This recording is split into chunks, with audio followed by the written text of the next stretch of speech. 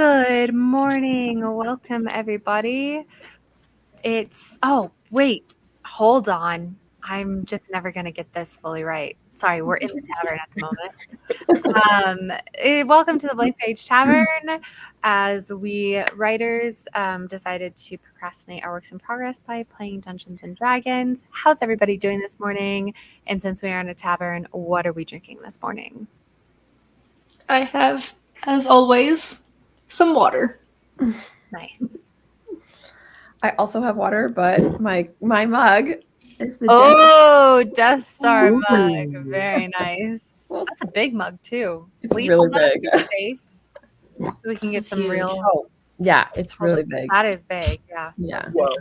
It's kind of hard to drink out of too. I Yeah. can't spill it, but because the opening is so small and then the rounded corners, it kind of it's a difficult mug, but I love it. Not even a straw. Tavisha, I how are am you also only drinking water today. I was going to get the Red Bull, but I was like, no, I think I want to go to sleep after this. Oh. Okay, well, see, now up then I really need to late. ask, based off of your general levels of tiredness, what time did you go to sleep last night? Maybe like 5. Okay, I was wondering if it was one of those nights. Was it fan fiction last night, or what kept you up? No, I was just awake, so I was on TikTok.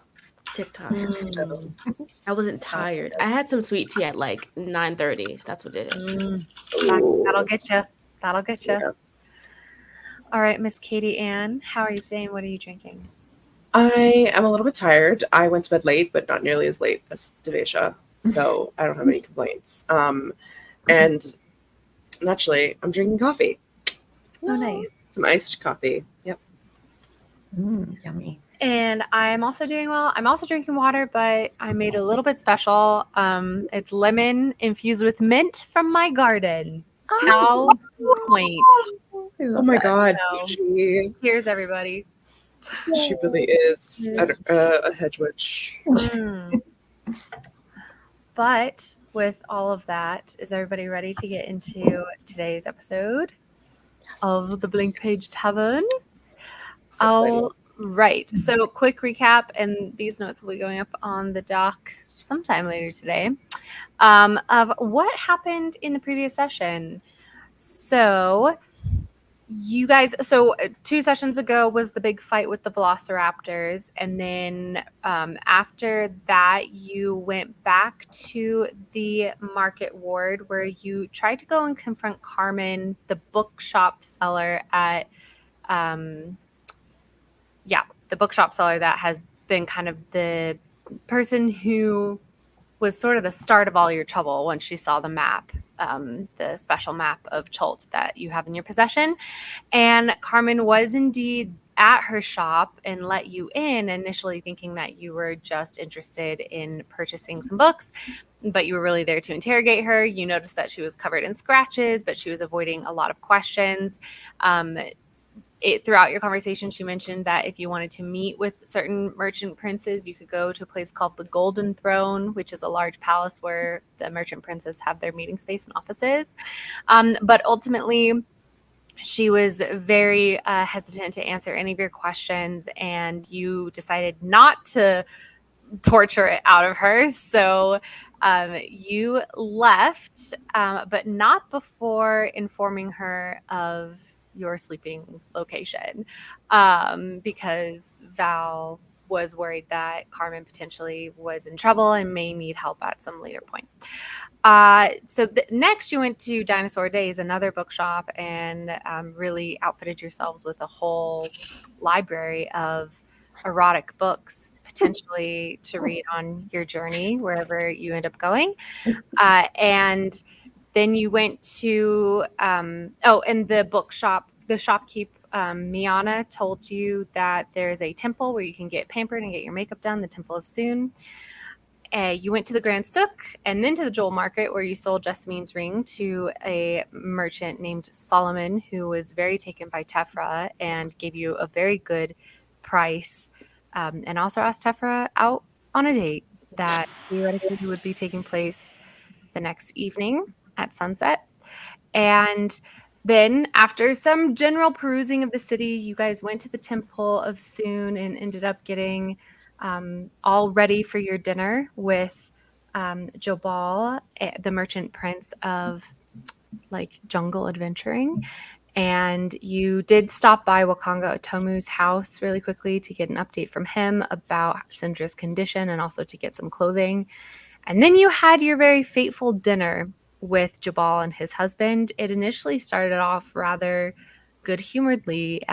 Potentially, you were on the verge of forming an ally with a very powerful merchant prince. But unfortunately, his kind of one big request was that a trade be made for the very valuable map that you have in your possession, a map that was given to you by Syndra, created by Syndra. And you were not amenable to that trade. And unfortunately, in Port Nyanzaru, and especially with Jabal, refusing to make a trade with a merchant prince is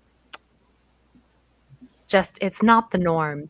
So you were unceremoniously kind of asked to leave, and now you are on your way back. Did I miss anything? Am I missing any? You're on your way back to your housing at Kaya's House of Repose, your lodging. So is there anything I missed?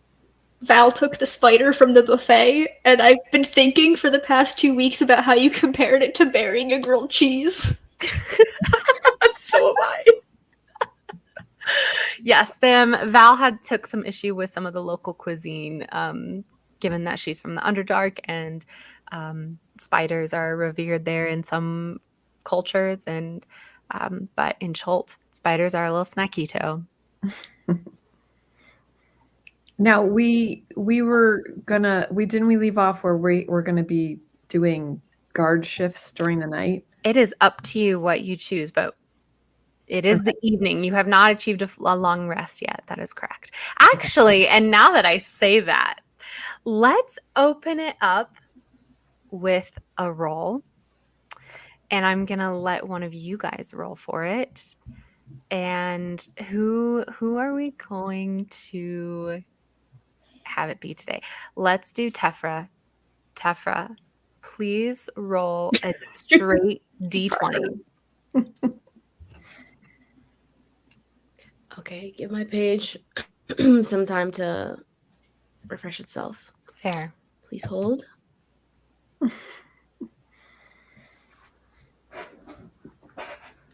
Wow, it's taking a long time. So sorry. That's okay. I will address the comments. Malin is here. Malin says, I've missed the last 2 episodes. I will not miss this one. Unless someone from work calls me. Malin also says, when someone has ingredients from the garden, which are tried wife, which for all Oh my goodness.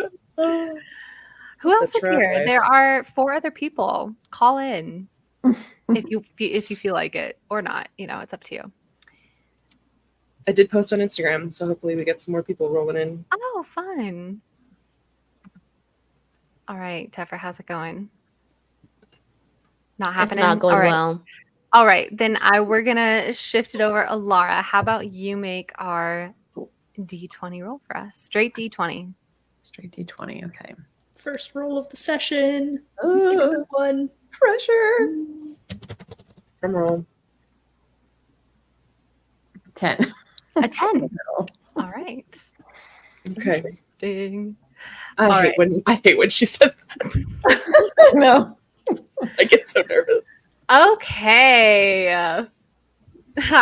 All right. So now you guys talk it out. How are you gonna spend the evening? I think we should break it up into shifts. We should definitely have someone on guard because I definitely think that Jabal is gonna try something with us. To be quite honest, especially considering no good deed goes unpunished. So if he asks Carmen, we know exactly where we are. I have agree. a question for Val. Do drow have the same thing that regular elves do, where you just kind of meditate for 4 hours and that counts as your thing? Yeah, Okay. I think so. Magic sleep or whatever. I don't know No, mechanical. that's immunity. Never mind. I believe so.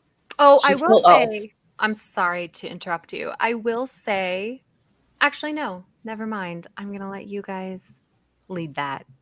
Never mind. Oh. Okay, so in terms of taking shifts, I can take the first shift. Yeah, I was gonna say if Val doesn't need as much sleep as the rest of us, it makes sense for her to go last because she can get her rest in first. All right. Yeah, it's like 3 shifts, roughly a little under 3 hours each. So that way Yeah. you get the full long rest, which is wait. I mean, okay, whatever. The math doesn't totally work out, but basically whoever 3 shifts, everybody gets a long rest, even the people who are up for the shift, as long as you're only up for 1 shift and you get the other 2 shifts resting, and everybody will get a long rest. All right, so Alara, you're up first. Please roll me. I'm sorry, I was having difficulties while that was all happening. I wanted to say that I think I'm the only one who still has all their hit points, so Okay. I could go first. I have all my hit points too. I think, right? Don't we all have them? I don't. I have. Alara doesn't. Yeah, I do not. Oh, okay. We're all in the same room though, so like if something goes on, hopefully one of us will wake up. Should we? Okay, hold on. If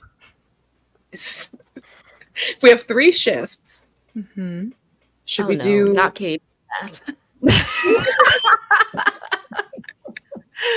Maybe Val is good at math. Maybe this is Val. Maybe Val is great at math. I mean, she likes spiders, and Katie has arachnophobia.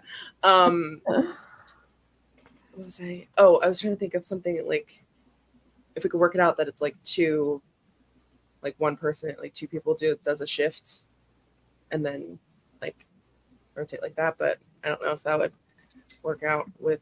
I mean, I was just thinking that the only reason why I was thinking I would go first is because like Val and my character are like that's our thing, right? Because when we were, we are about fighting, defense, like security, like that kind of thing. So since we're more likely to get hit right away, I would think. I don't know, like that would be the assumption, whether it's true or not. You know what I mean? So like the one of the security people or whatever should be on it. But what do you guys think?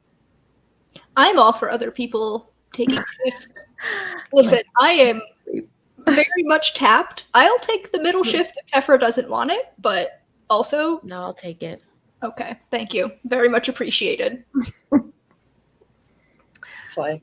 All right. Alara, will you please roll me a perception check? Oh, God. No. As everyone else turns in for the night, whatever, I know there's a cot and 2 beds. So or maybe it's 3 beds and a cot. I have 3 beds. 3 beds and a cot. So, someone takes the cot and Alara stays up in the darkness. Okay, I got a 12. You got a 12. Okay. Oh, sorry. Your shift goes without any event. It's uneventful. And a couple hours later, when the moon, well, you guys are a moon. Does this moon have a moon? I don't know. I'll have to do world building. But you know what? You guys planet. you guys are the moon of a large planet. So when the rings of the planet extend to a certain part of the horizon, that's when you know that it's time to shift away or shake awake the next person. So who's taking second watch? I think Tefra, right? Yeah. Yes. Okay. All right. Devesh, will you be able to roll? Yeah. All I right. just rolled to test to make sure that it was working. Okay, good. Can you please roll D20? me a perception check?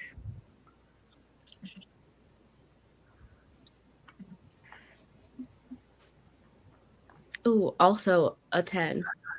Okay. You keep an eye out and your watch is uneventful. So Who's taking third watch? That's me, Val. Go ahead and roll me a perception check. 6. Yeah.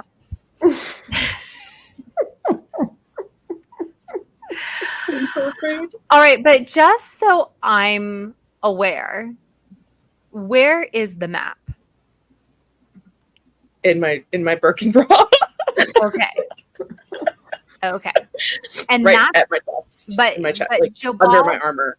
Jabal did not know that at the time, right? Because I was like looking through like every pocket except you here. said you didn't have it. Yeah, I said I didn't have it, that I'd left it back at our accommodations. I like checked all my pockets, didn't even look here. Yeah. All right. Val, during your watch, nothing eventful occurs except for the breaking light of dawn. Everybody, you can go ahead and mark off a long rest. Wow. And it is officially 2 days since the start, since the countdown, right? For people who are dying of the death curse.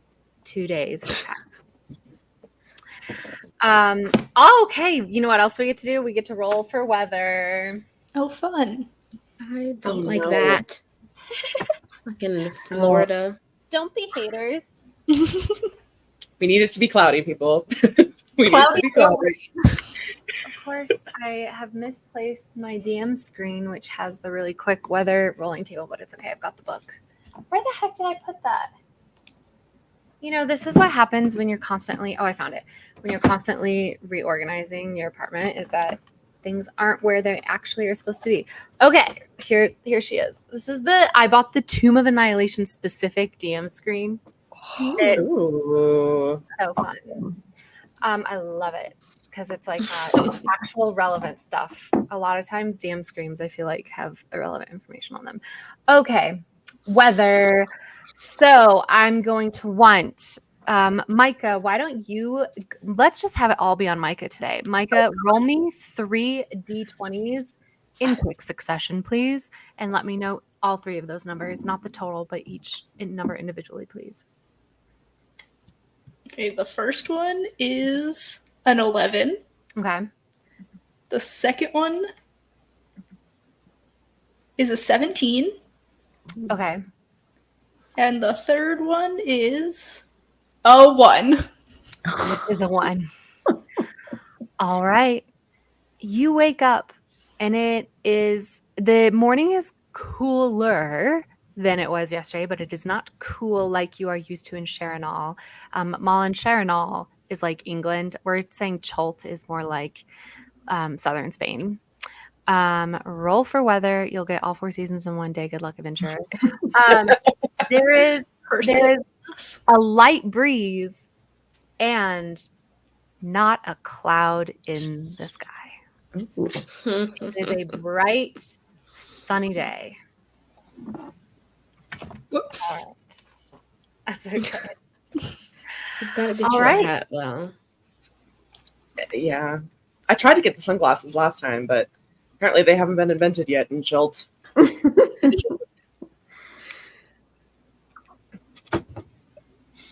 right, everyone. It is the day is yours. Important answer. All right, Okay, what's so our first move? We're getting supplies, right? So we can go finally on our adventure. Yes. We also have to find that tabaxi and get our gold.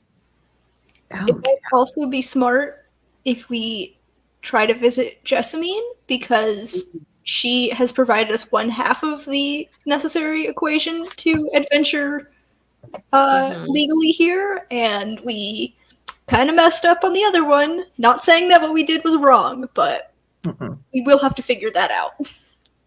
Yeah. Okay. Should we go to her I think- first, or should we before we get supplies? Yeah. I would think so. Yeah, because she might be able to give us some. Like, remember, she wanted to give us stuff there, so maybe we could, like, I don't know, unless maybe she wants to give us something like for our journey or something. do we mention we're kind of on Jabal's shit list and see if there's a kind of like protection of some sort? Yeah, did that she could did she provide mention us? her how she felt about Jabal at any point? I can't remember. Not that I can remember, Okay. but I think We we might should just, like- mention it Oh yeah. Yeah, for the sake of, alternatives. Yeah, What without can we do? actually mentioning the map, we'll just say that yeah. she wanted something from us. I don't know. Seems a lot more reasonable than Jabal, so I think Yeah. honesty is the best way to go within reason. Within reason, Yeah. yes. Yes. Okay. And then Jasmine, depending on what she says, I think we should go to the Golden Throne and beg for forgiveness for Jabal. No. we can't do that. The only forgiveness he will accept is the map, Yeah. and we can't do that. Yes. True. I hate that guy. Screw that guy. You Yeah, guys reviving. cook What spiders. happened? Or cook spiders for one. Spiders. Hmm? It's not just him. A lot of people kill spiders. That's not just him. It still doesn't make it right. No, I know. I'm just saying there are other reasons to hate him. My main one. Did anyone is else get the helping. vibe that he killed his party? Because I got that vibe. Oh yeah, no, Yeah, I definitely. 100%. Was like, Yeah, and if He he wanted to be rich. Yeah, exactly. And if he suspects if any of us have the map on us, he'll try to kill all of us and just take it off of our dead bodies. So I don't want to talk to that guy anymore. Yeah. If we can help it. Yeah, we should probably try to avoid Jabal at this point, unless push comes to shove and we can't find a guide that's suitable, and then we'll have to come up with a different idea. But for now, let's hinge everything on Jasmine. DM, I have a question. All The right. place that we were told we can like office hours, I guess, for the merchant princes, is that all of them or? The conversation with Carmen was quick. She didn't go into a whole diatribe about how the Golden Throne works, but she said that it is the meeting place of the merchant princes and where their offices are. So those are the words she used. It's up to you to determine what logical conclusion you come to that. Maybe while we get breakfast, we can ask one of the other locals for more information instead of just going off on what we have. Yeah, Okay. I'm good with that. because I think with Jasmine's condition, I don't know if she'd be holding office hours. Yeah. Considering how I also rough. think it might be suspicious if we show up at the merchant prince's villas a million times over the course of 2 days. True. Do we want to go to the Thunderous Lizard to eat? In case you guys can spot the tabaxi, see if she's hanging around. Oh, good plan. 2 birds, 1 Yeah, stone. Sure. Let's do that. You're so smart, Tefra. Thank you. All right. So is that what you guys do? You make your way down the street to the Thunderous Lizard for some brekkie? Yes, Ricky. And now, do we get a menu? I know. I was gonna say I'm already ready for the menu. Yeah. I've been looking for my stupid D&D Heroes Feast cookbook, and it's like, where the hell did you go? This is my other complaint. You're kidding me. No, you are kidding me. That's not it. I really thought.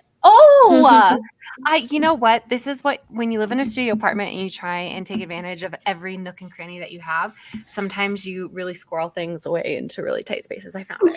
Okay. That took 5 seconds. Okay. So, yes, you get a menu. Let's see what's on the menu today, guys. Ooh. Oh, right. Why is Matthew Lillard in this book? What? What? Shaggy? Random. Here. Shaggy, what are you doing here? Yeah. All right. Hello.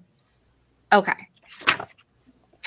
So you come into the Thunderous Lizard, and I'm assuming you grab a booth. Yeah.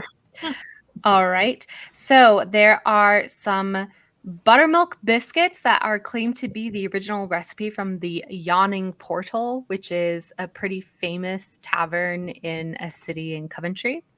There's a honey glazed ham, and there's skillet fried spiced potatoes and dark molasses nut bread.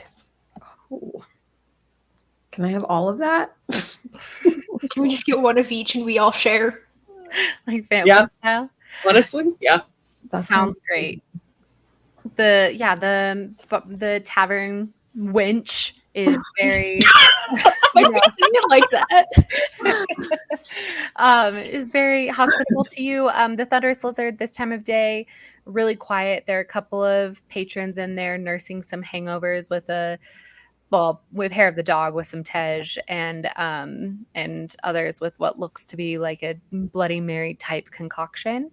No, this is funny. Thunderous tapas. Are you asking to see Matthew Lillard? That's what I'm assuming. She is. Hold on. Oh, well, okay, I got confused. So I saw this picture, who I'm assuming are the people who made the book, maybe, but then it flipped over and Matthew Lillard blurbed it. And then my brain was like, that was a picture of Matthew Lillard, but it wasn't. That makes a little more sense. Yeah, that makes more sense. Matthew It's so weird for him to blurb it. Yeah. Well, but he's played D&D. Hasn't he been on Critical Role?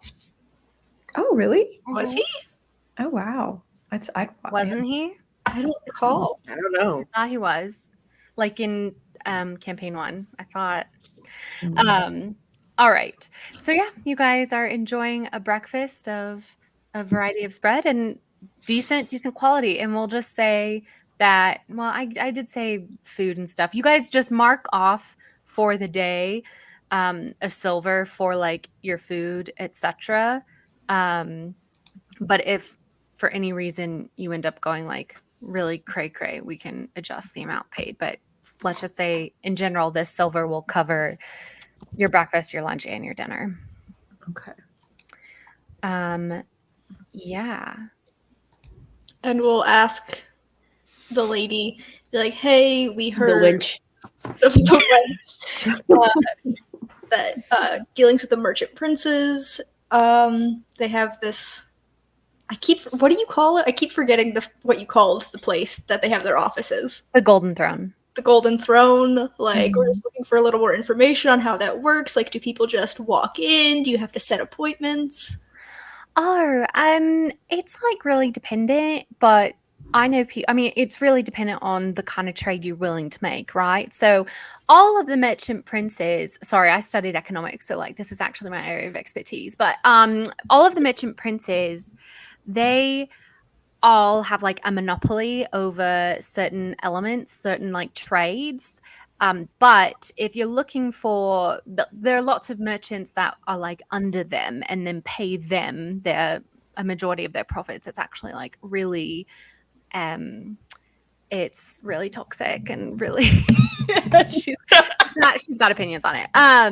But she goes, but like basically, if you were to buy, if you just wanted like a normal piece of jewelry, nothing like exquisitely special, you could just go to the jewel market and like there's nice stuff there. But the best of the best, the highest price things, you'd have to go directly to the merchant prince in charge of jewelry. And so that's really what determines whether or not you see a merchant prince at the Golden Throne, is like the level of acquisition.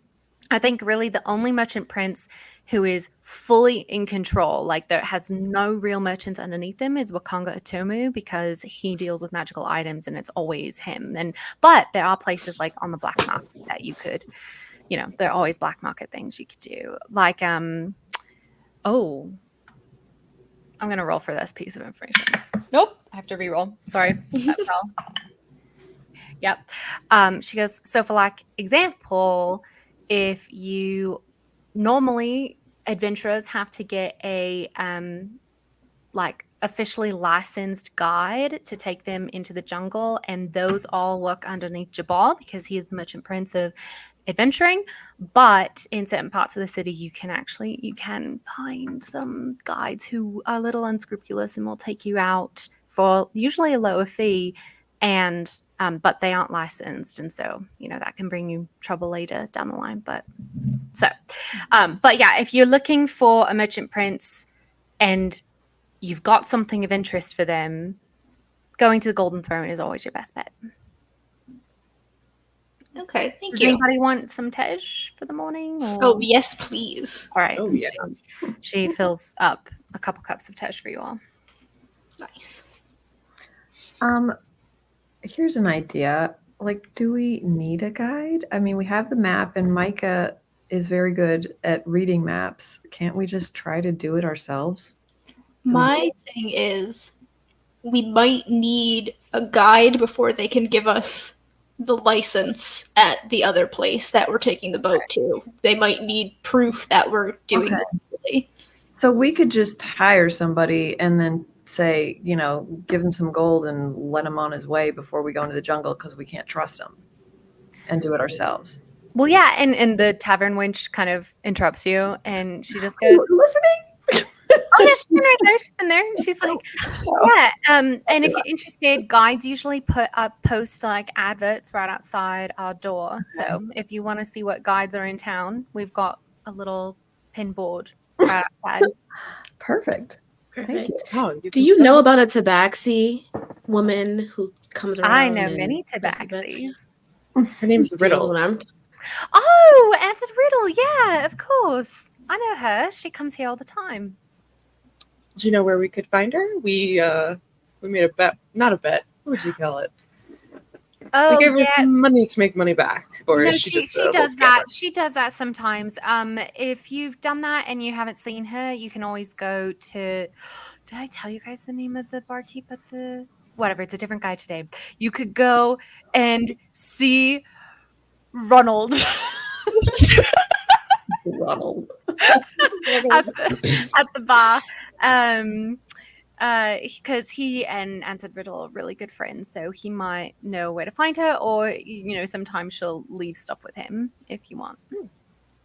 Thank you so much. Yeah, of course. Is everything all right for you? Like, how's the food? Is there anything else I can get you? Oh, it's delicious. Amazing. This buttermilk biscuit. Oh, better. good. Oh, I'm I so think glad. this one is really the original.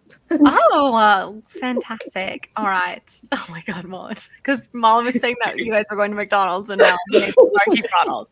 Oh, okay. Also, I love this as an idea, but the Thunderous Lizard is not a themed restaurant. It is a tavern. But if maybe Port Andrew does need a themed restaurant here or there. All right. Well, and so then she kind of gives you a nice little wave and walks off to serve some of the other patrons. Oh, I didn't even catch her name. Damn. All right. So where's Ronald? He's just at the bar. It's a barkeep. So Val, should we go see about maybe getting some of our money back, which seems highly unlikely at this point, but let's try it. Yes, but it's never worth. It's never. What's never mind. You know what I mean. It wouldn't hurt to try.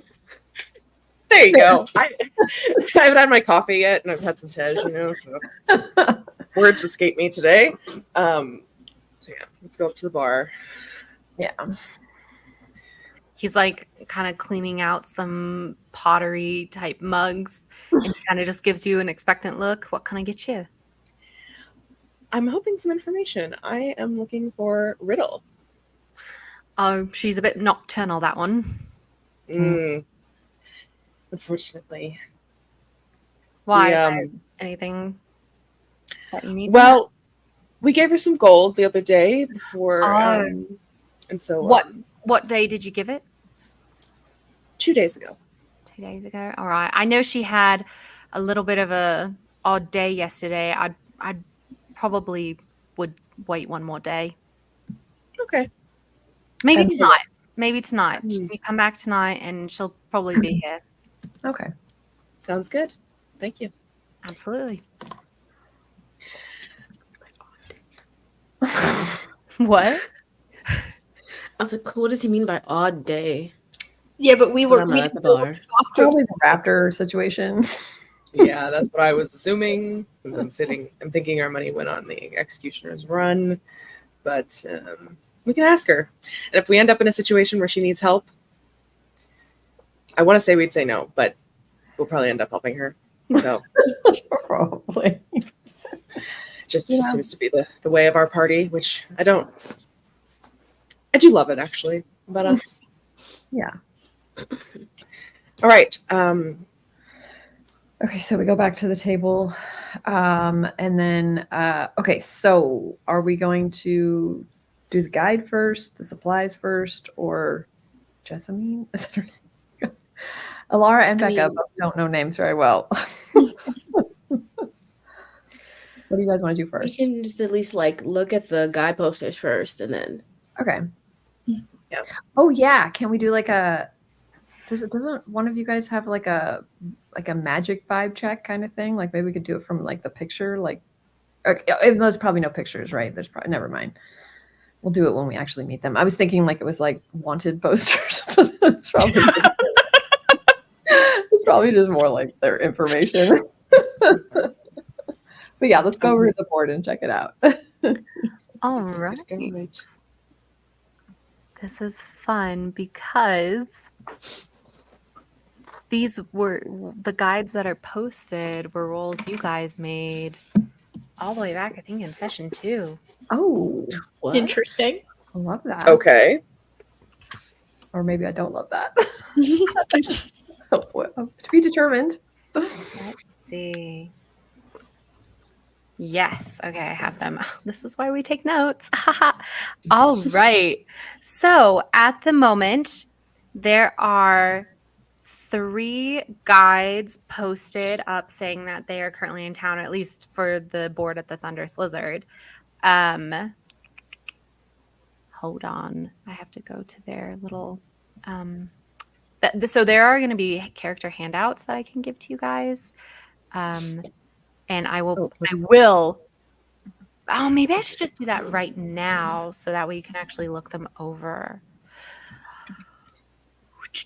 Sorry, I'm doing the D&D Beyond. I'm going through the book to get to the guides, to the guides, to their descriptions, but they're like handouts I'm supposed to give you. Hello.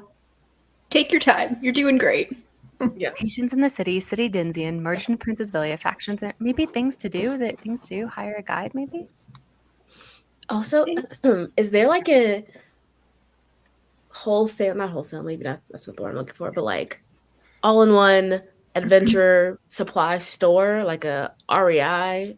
You have not gotten that vibe. This is a city of markets. Dang. I mean, the Grand Souk was huge, and when you were there for a couple of minutes, you saw that they were selling adventuring gear and like, rain catchers and all sorts of stuff. So, you figure the Grand Souk probably, because the market that you're in right now, while there are some brick and mortar stores for like lower end jewelry and stuff, for the most part, it's like market, like street food and like everyday household needs like soaps and stuff like that, that people would just be getting on their way home.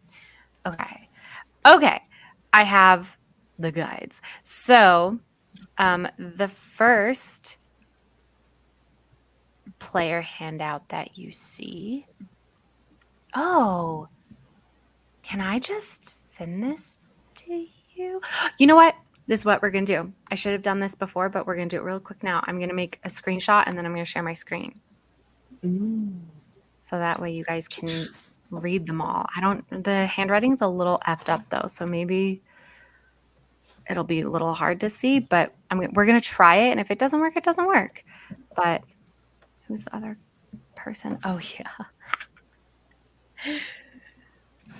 Val, you also had those 2 ladies that you met that you seemed kind of interested in. Did you want to see if we could figure out what they're at? Yeah, I think I do know where their store is. They sell jewelry mostly, so if we're looking for some jewels, nothing magical, unfortunately. I did ask because I would love to have like a magic ring or some sort. But seems like Wakanga Atomu is the only one who does any magic, and luckily we haven't burned that bridge yet. Let's hope we don't. Yeah, honestly, because which I don't think we will.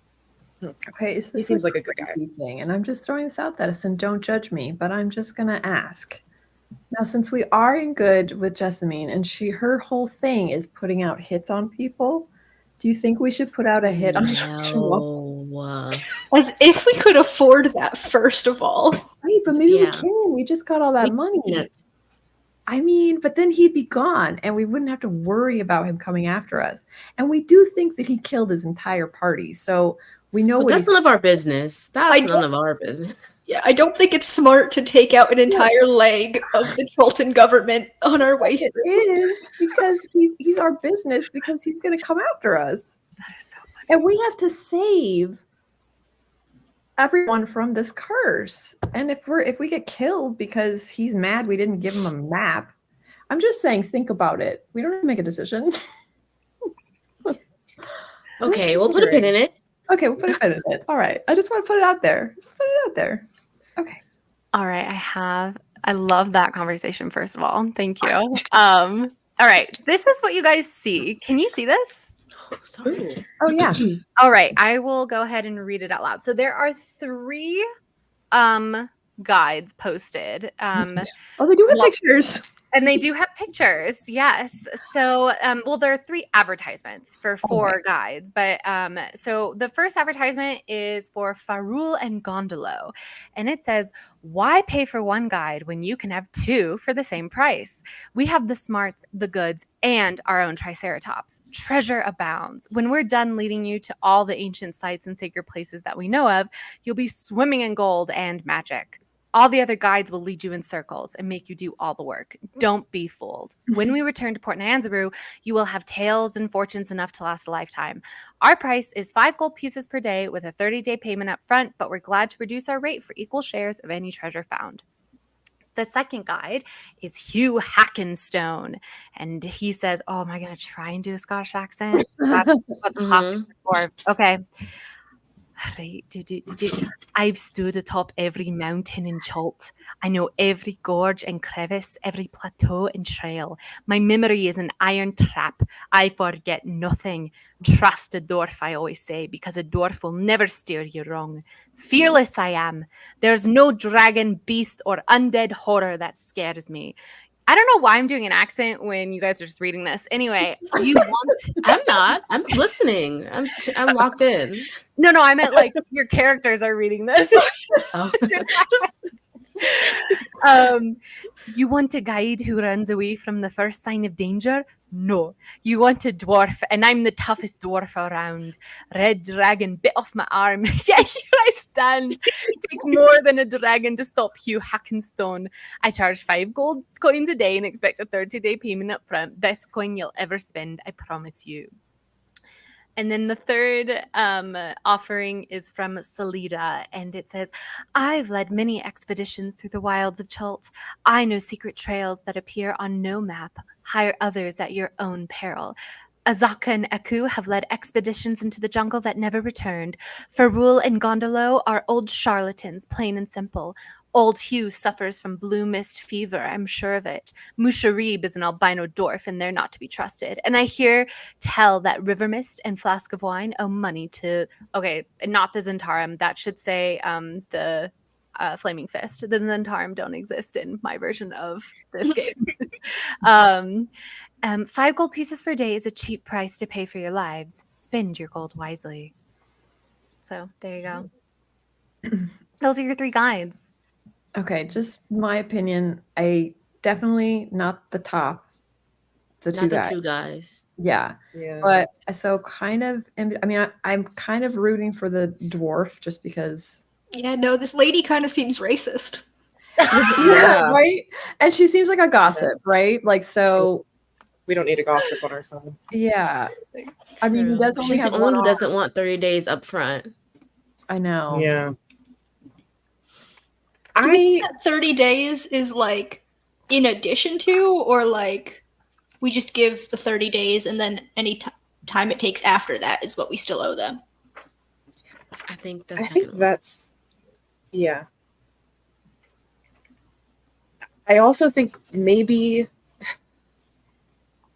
I don't know how, again, we have to discuss if this is a good idea, but maybe speaking to them, whichever ones we're interested in, and trying to suss out if they've even heard of the Soulmonger, and if they can take interview? us, a little interview to make sure that they're who they say they are, and if they can actually, lead us to where we want to go, because we're honestly, I'm personally not very interested. I'm interested in gold, obviously, and treasures, but the Soulmonger is the number one priority, and we need to get there as fast as possible. And going in circles is not going to help us. So, whoever can help us the most, I think we should interview them.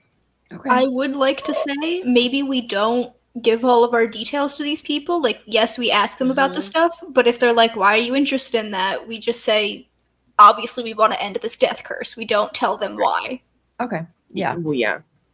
I agree. We could even say that we would like to be heroes for the Coventry. Say that we're. I know, that's what I was thinking. I'm all like that. Yeah. That's You still know, says, if you pick the dwarf, then Wallace has to do that accent the entire time. Oh, but Estelle also wants you to pick the Triceratops. That's true. But see, that's the thing about the top guys is they have a Triceratops, and there's two of them. If that's three like enemies we'd have to confront if they turned out to be bad guys. That's a very fair point. So paranoid. Well, I'm in security. Yeah. So maybe if we're doing interviews, just do the dwarf and the woman. Yeah, I think at least interviewing the woman, because maybe she knows something, because she hears so much and she has so much to say about other people. That's true. Okay. Wow. Can we ask the barkeep, or I'd like to go up to the bar and ask the barkeep where we can find Hugh Hackenstone and Salida? Yeah, so in the handouts or the posters on the pinboard would have said this, but basically it does say to leave your information with the barkeep, and they basically to set up a meeting time when you'd like to meet, leave it with the barkeep, and the guides basically, the barkeep tells you, he says, the guides, wait, no, he was just American. He says the guides, Ronald, if I will, tell you that the guides come, they do a rotation, so they'll stop in all of the classic adventuring inns about once per day to see if anybody set up a meeting with them. And he says they come in after lunchtime typically to the Thunderous Lizard. So if you want to create a meetup with them, then he recommends that you schedule it for after lunchtime. Okay, let's put that on the books. Yeah. So what time are you saying you're gonna meet? So we're gonna meet them separately, I assume. We'll set up 2 different meetings so that Yeah, that's anything. what I would prefer.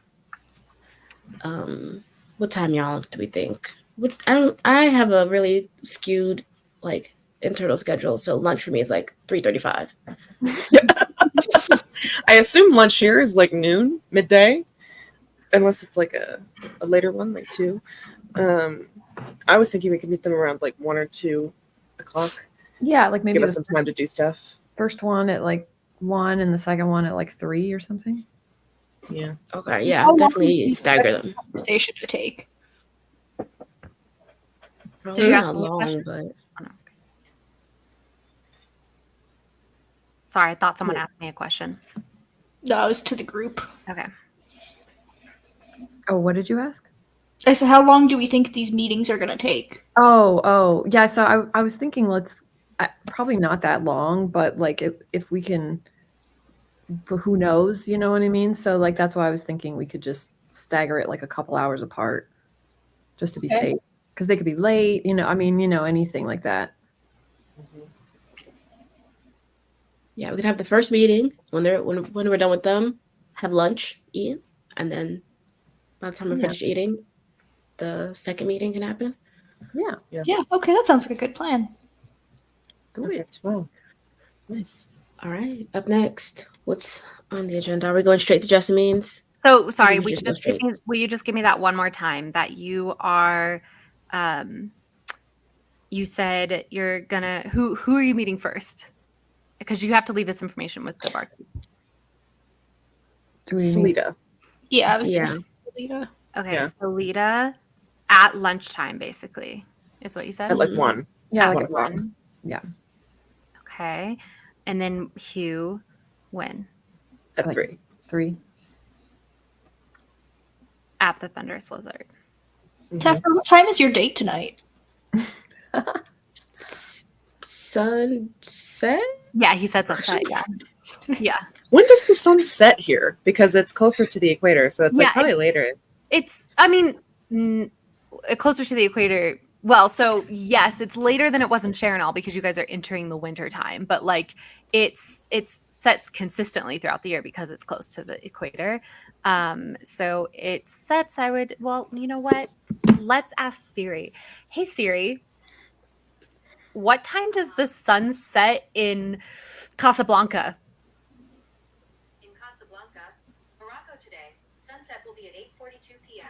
8:42 p.m. Wow, that's really freaking late. Wait, never mind. Hey Siri, when does the sun set in Rio? Sunset will be at 8:39 p.m. today. It's not the same. Thank you. No problem. Wow. I mean, I did not realize the sun sets so late around the equator. That is news to me. What time does Colin, the sun Get rise? out of here with your Britishness. That's okay. Like to me, I don't know why, but for me, I thought like sunset being almost at 9 p.m. was like a northern. Yeah, that's thing. funny because that like I grew up in Seattle and it was like 9 or 10 like in the summer. Yeah. Sunset here is going to be 8:48 p.m. Whoa. Well, I mean, but that's so. Wait, is Rio's below the equator, isn't it? Whatever. This is so irrelevant. Anyway, the sunset is late evening. Okay, sunset is sunset, though. You know, you'll be able to figure it out as the sun is getting lower in the sky. But yeah, let's say roughly 9 p.m. Which is way later than I thought. But okay. No. Now I'm like, ooh, that day it feels like he's looking for something else besides the date. That's a booty it's a call at sunset. that point. Yeah. The sun rises and sets at pretty much the same time every day on the equator. It rises around 6 a.m. and sets about 6 p.m. That's what I'm thinking. Wait, so then is Morocco farther away from the equator than I realized? I mean, I also think that this Morocco, I is think, is north. Hey Ron, can I ask you what is blue mist fever?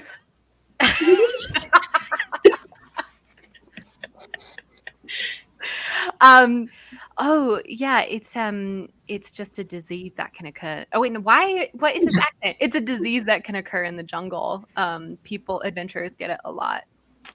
Mm. Is it like what are the symptoms? Is it contagious? Mm. Is there a cure, a salve, a antibiotic?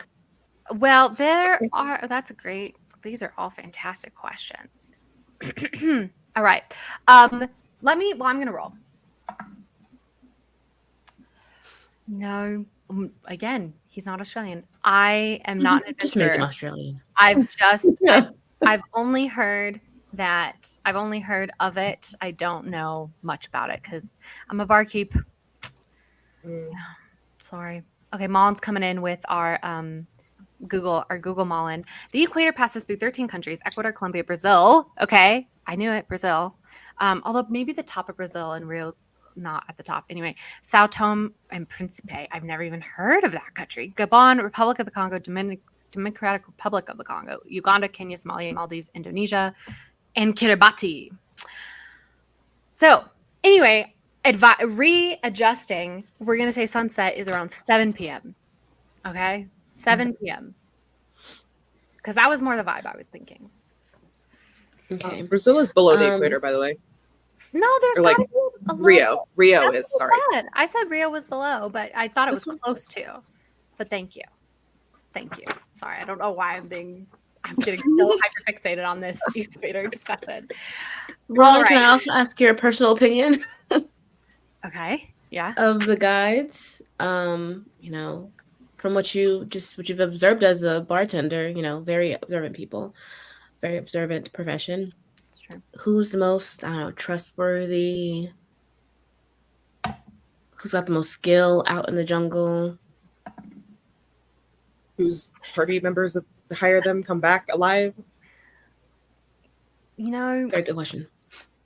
well, first of all, I just, Answered Riddle got me this job. I just started a couple weeks ago. I'm not super familiar with everybody yet. I'm sorry.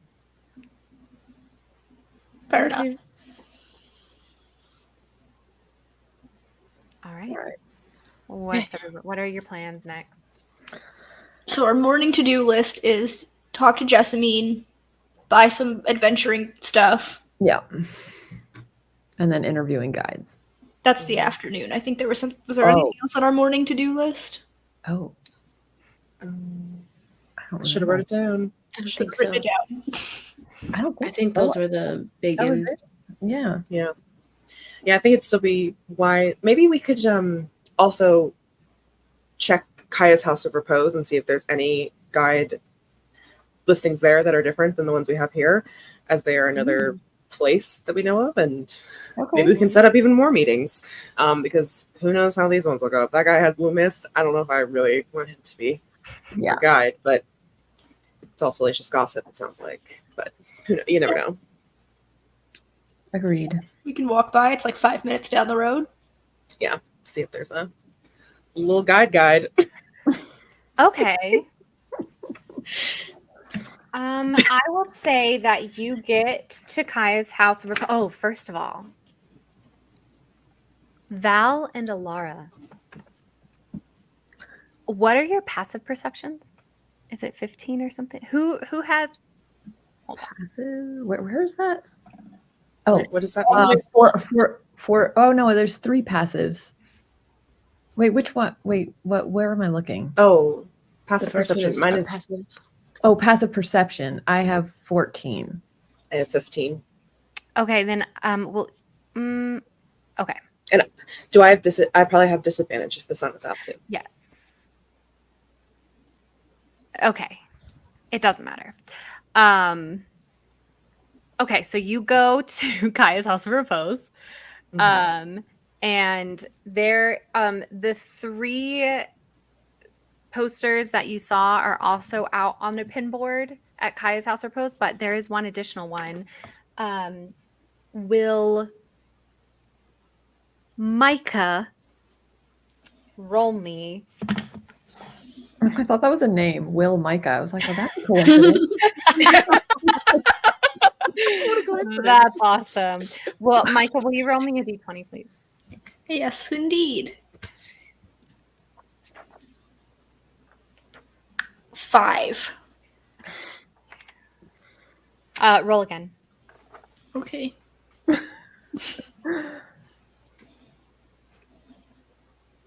4. Oh my god.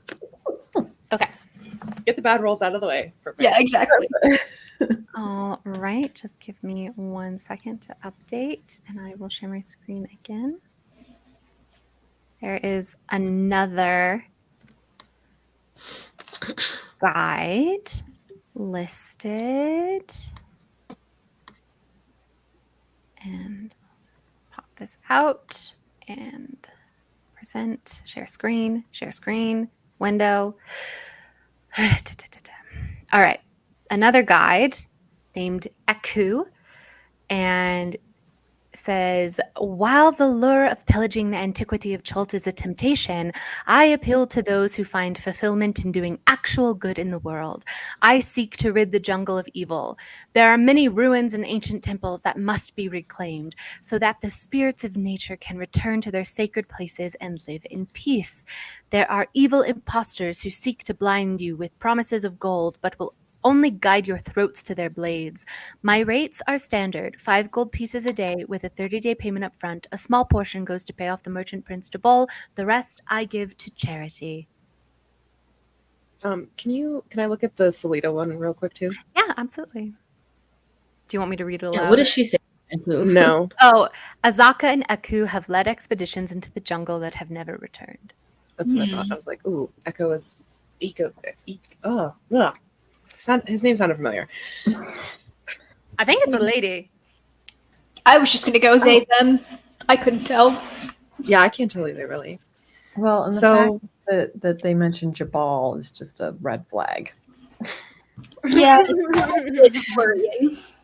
Yeah. That's funny. it is, but I also there's something about their wanting to do good in Give the to world charity. that I know.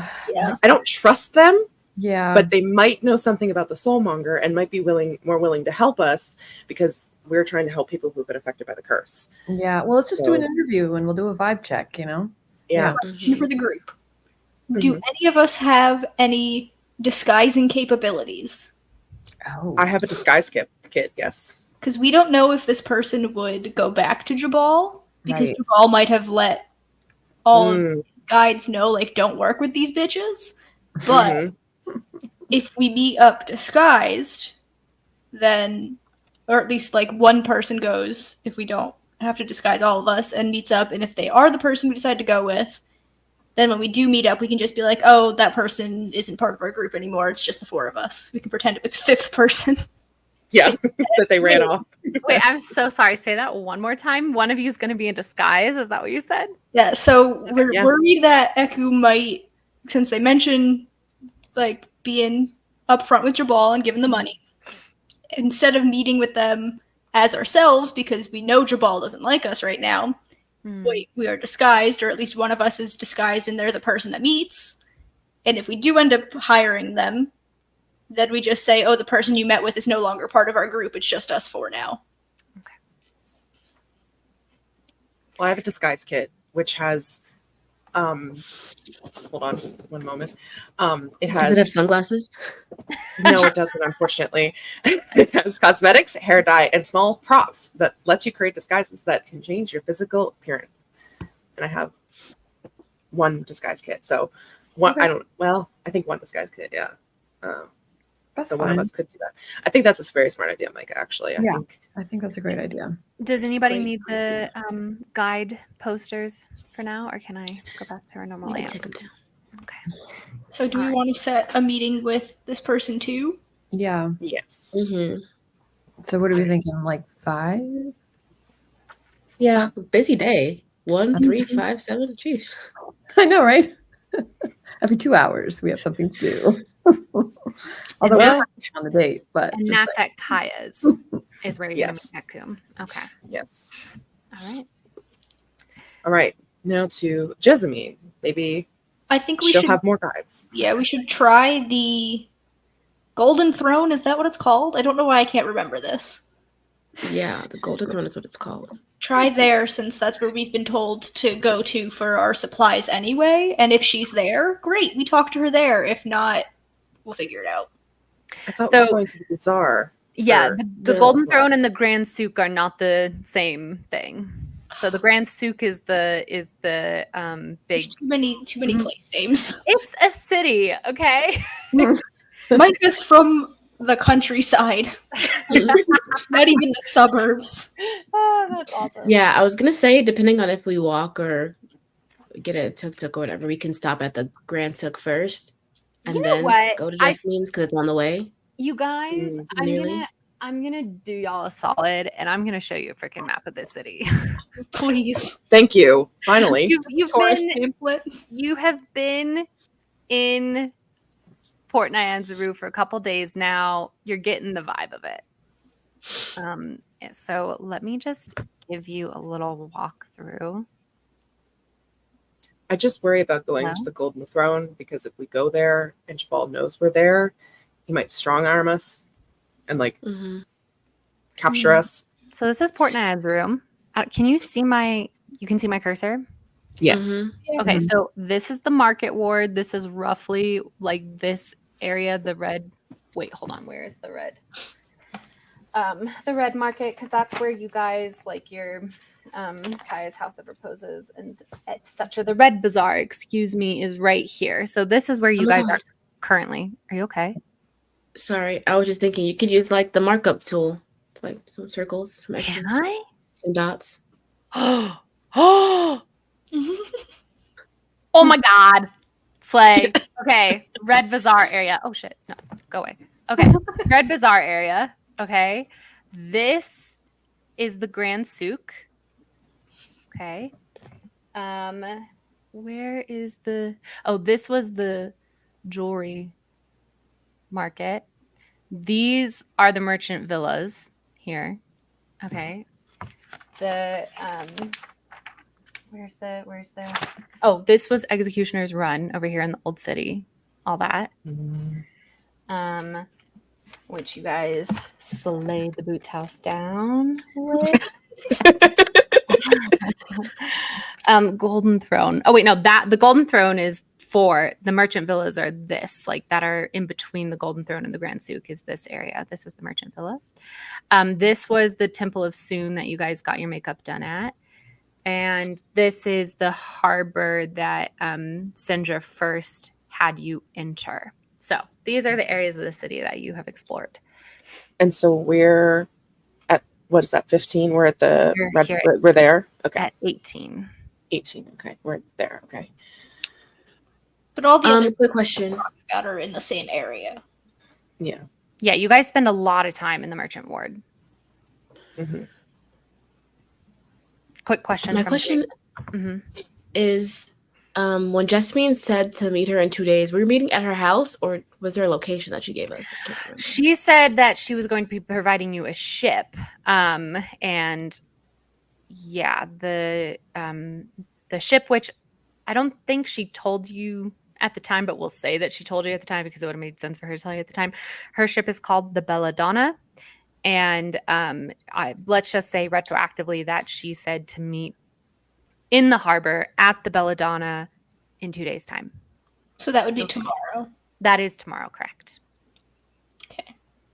Did we know what time tomorrow? Or just at some point in the day? Yeah, she did. I don't know if you guys. Well, we can just retroactive because it makes sense that you would have figured this stuff out. So, let's say lunchtime. Okay. Everything happens lunchtime around here. Jeez. Mm-hmm. It's a very lunch-oriented culture. So are we going to go see Jessamine first? Yes. I think that would be smart. And then we can We could solidify our hit plan tomorrow, you know? and we can ask about guides, see if she has any recommendations or if there's Yeah. anybody.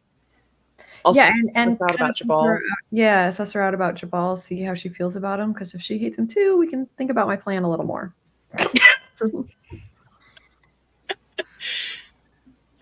I also, looking at that map and remembering about yesterday. Hilarious to me, Mullen saying, do 25,000 steps a day, just like Stieg. Oh my God, this is so random, but I went on Facebook last night and one of my good friends from college literally just started walking Hadrian's Wall yesterday, but she's going in the opposite direction. So I bet she and Stieg passed each other today. Like, That's how crazy is that? That's wild. Anyway. Holy shit. So random. Anyway. Yesterday we heard the bells, or like the sirens, that there was undead at Malar's throat. Yeah. We could also, since that we're kind of going to be over in that area, see if there's anyone there that we can talk to about the undead and maybe see what the vibes are and if there's anything they can tell us about fighting the undead that we might need to know, since we'll be probably fighting quite a few undead, and if there's anything about them that's, if they know anything about the soulmonger, essentially, because that's what we're trying to achieve. Can I also ask about the Temple of Saurus? Saurus? I can't read my own handwriting. Sorry. You want to know The where knowledge that is? guy. Yeah. Ooh. Are you trying to figure out where that is, or are Yes. you going to ask somebody about it? Oh, I was trying to figure out where it was. I will say, because you haven't asked yet, you don't generally know its location in the city. Okay. But I will say you guys know about Malar's Throat because of how many times you've literally ridden like in tuk-tuks and stuff. Like, you guys see that those are the gates out to the kind of like bad part of the city. So you know that that's generally Malar's Throat.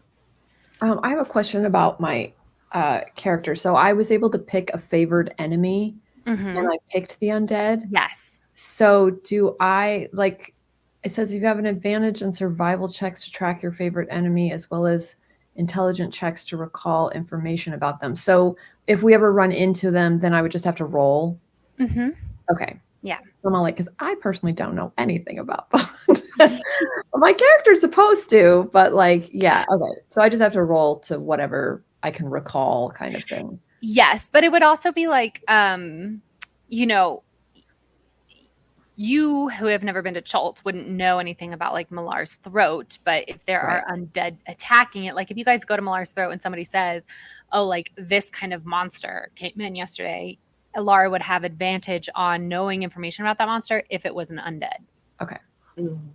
Okay. So do we want to head there first, since it's kind of on the way, and then do our official business? Yeah, I think that would be smart. Yeah, since we ride past that literally every day. Or do we want to start at the far end and then work our way back so that by lunchtime we're closer to the Thunderous Lizard and we can, you know what I'm trying to say? Yeah. Circle back.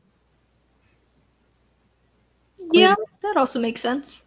Why are we checking out Malar's throat? Just to know about the undead stuff that happened and Okay. get a little more of a handle on the situation. Okay. Yeah. See if there's anything we can glean about the undead there that we might need to know when we go out in the jungle. Okay. It is up So- to you guys. Okay. Yeah, Jessamine, then the just- Grand Sook, and then Mallard's throat. Mallard's? Yes. Sounds good. All right. Okay. For the sake of time, we're gonna. Oh, interesting. Speaking of time, okay, so this is right after breakfast. Interesting. What time is it? Yeah. Well, let's say it's like 7:30, 8 a.m. roughly. Okay. So, so you guys are going to the Golden Throne first. Is that it? No, we're going to the No. villas to see Jessamine. Her villa. Going to the villas. Well, we don't know if she's going to be there or in her office, so I guess whichever one's slightly closer to ask if she's there. The villa. I mean, they're right next to each other. This is the Golden Throne, and this is the line of villas. Okay. I say we start with the villas. Yeah, because she's sick. I don't think she'd be in her office. Yeah. But she's also a businesswoman, so I wouldn't put it past her. Yeah. Maybe. But she, Find well, out where she's at. yeah. So But we she should go to the seems kind villas. of shape. Yeah, I just let's try If it. she's not there, we can go back. We can go to the Golden Throne. Mhm. So yeah, we go to. Shall we hail a tuk tuk? Yeah, for the sake. Oh yeah, go ahead and roll me. We're gonna say these are charisma checks from now on. Roll me a charisma check to see if you can hire a cab. Go on, Val. Me? Get us a cab. Oh, okay. Whew, all right. Do people need the map out still? Is that helpful, or do you want me to go back to the other layout? The other. I think I'm fine with the other layout for now. Yeah. All right. What's that? Uniqueness, nerve, and talent. 14. A 14. Oh, because it's such a sunny, nice day, and like it's hot, but it's still the morning, and a lot of people are out walking. So not a lot of people are opting to take the tuk-tuk. So you do very successfully hail a tuk-tuk, and it takes about 15 minutes to cross to the city to the merchant's villas. Okay. And let's keep a low profile because we don't want Jabal to like attack us. Yeah. So describe to me what you mean by that. Just kind of keeping to the sides of the streets, staying behind people, just trying to blend in as much as we can. Okay, then I'm going to say, because all of the villas are within close proximity to each other, and as we've described it, like all the villas have guards stationed outside, kind of doing a watch of the area for their own house. I'm going to say that you're going to need to roll me a group stealth check, but I'm going to let you decide if you roll stealth or deception, because I think it's kind of both. So Who has a higher? What do we hire? My stealth is +5, and then what's the So other is one? mine. Okay, and my All deception. rolling or one person? everybody's rolling, and you just tell me what you're doing before you roll, though. You have to make the choice before you roll. Okay. And then I just average it out to see if you've been noticed or not. Okay. Now, just out of curiosity, where is Jabal's house in comparison to Jessamine's? Like, is there a way that we can like not walk in front of his house to get to Jessamine's? No, they are like, it's a courtyard and they're all, It's like a cul-de-sac kind of thing. it's like, it's a semicircle. They are just Okay. all in a row. Well, my all in Val and our stealth is higher, but what is your guys' deception, Tefra and Hi, Moshe? Flora. Welcome. My stealth is better. It's not great, Yeah. but it was better. It's better? Okay. I have a question for Wallace. Are tieflings common in Chult, or am I like kind of an anomaly? You're not an anomaly. There's so many adventures. Chult is extremely diverse. Yeah, you are not an anomaly, which, you know, depending on how you perceive your backstory, that could be very refreshing for you, or it could just be normal. Okay, just curious. Okay, so are we agreed we'll do Yeah, let's roll. Mhm. Okay. Yeah, let's do stealth. All right. Mine is 16. Okay. Oh, Mine was mine's 22. 24. Oh, sorry, Tefra. What was yours? I was just saying 22. Okay. Okay, and mine was 24. I Micah. rolled a 5. We're gonna bring back our rivalry again. Come on. Micah like stumbles over some cobblestones by accident. No, Mike trips the self with her quarterstaff. That's okay. But for the most part, everybody rolled really, really well.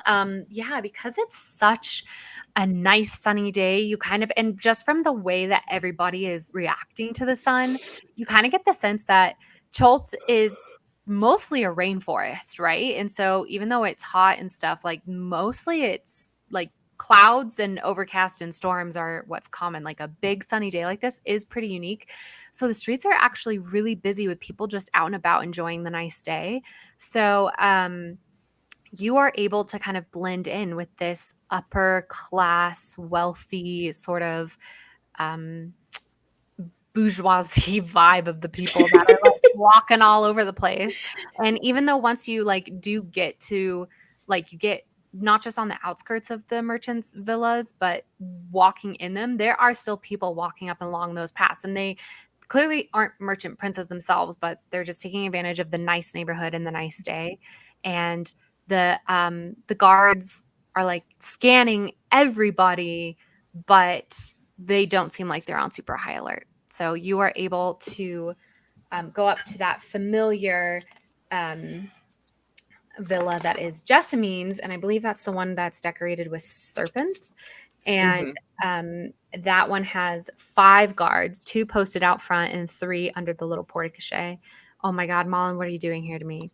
C'est pour la petite bourgeoise qui boit du champagne. I don't know. I have no idea. If anybody else... Sorry, flashbacks to this banger from 2008. I'm so old. Is that a song? I have no idea. Anyway, anybody speak Recognize any of the guards? Are they the same ones that we saw yesterday, or was that yesterday? Yeah, it was, because it was right before the attack. Jeez, you guys have so much has happened. Anyway, they were wearing just been through. masks, if I recall correctly, and these were the guards that required a bribe. I believe it was 50 gold in order to get the daughter to come out and speak to you, the young girl. She's like 12 years old. But it is the same situation today where the 2 guards up front are both wearing masks. Okay. But we do have a rapport with them because of how well it went last time. I believe, weren't you supposed to pay them more money, actually? Wasn't it like 50 now, 50 later? Oh, I don't remember. that was so long ago, Wallace? I don't know. I think that was on Val. I think that was on Val. So you don't know what your rapport with them is, actually. Oh, interesting. Okay. For some reason, I thought we were like on good terms. Okay. So we might have to. If she's here, we're not asking for beatings or anything. Just like, hey, is Jessamine here, or is she at her office today? You just say this to them. You don't do anything else. Well, I'll be like nice about it. Be Like, hey, hey, remember us? I'll ask you a question real quick. We're like in good with Jessamine and we're best friends. No, we're just asking a question, Alara. We're not going to bury ourselves into any holes potentially. I Thanks will so much. say, Micah, I know you're just asking a question, but just to let the dice have a little bit of a say, roll me a persuasion check. We're gonna see if the dice like me. 13. He does not even look at you. Okay, well, this worked last time. And Val like pulls out one of her satchels of gold and kind of jingles it.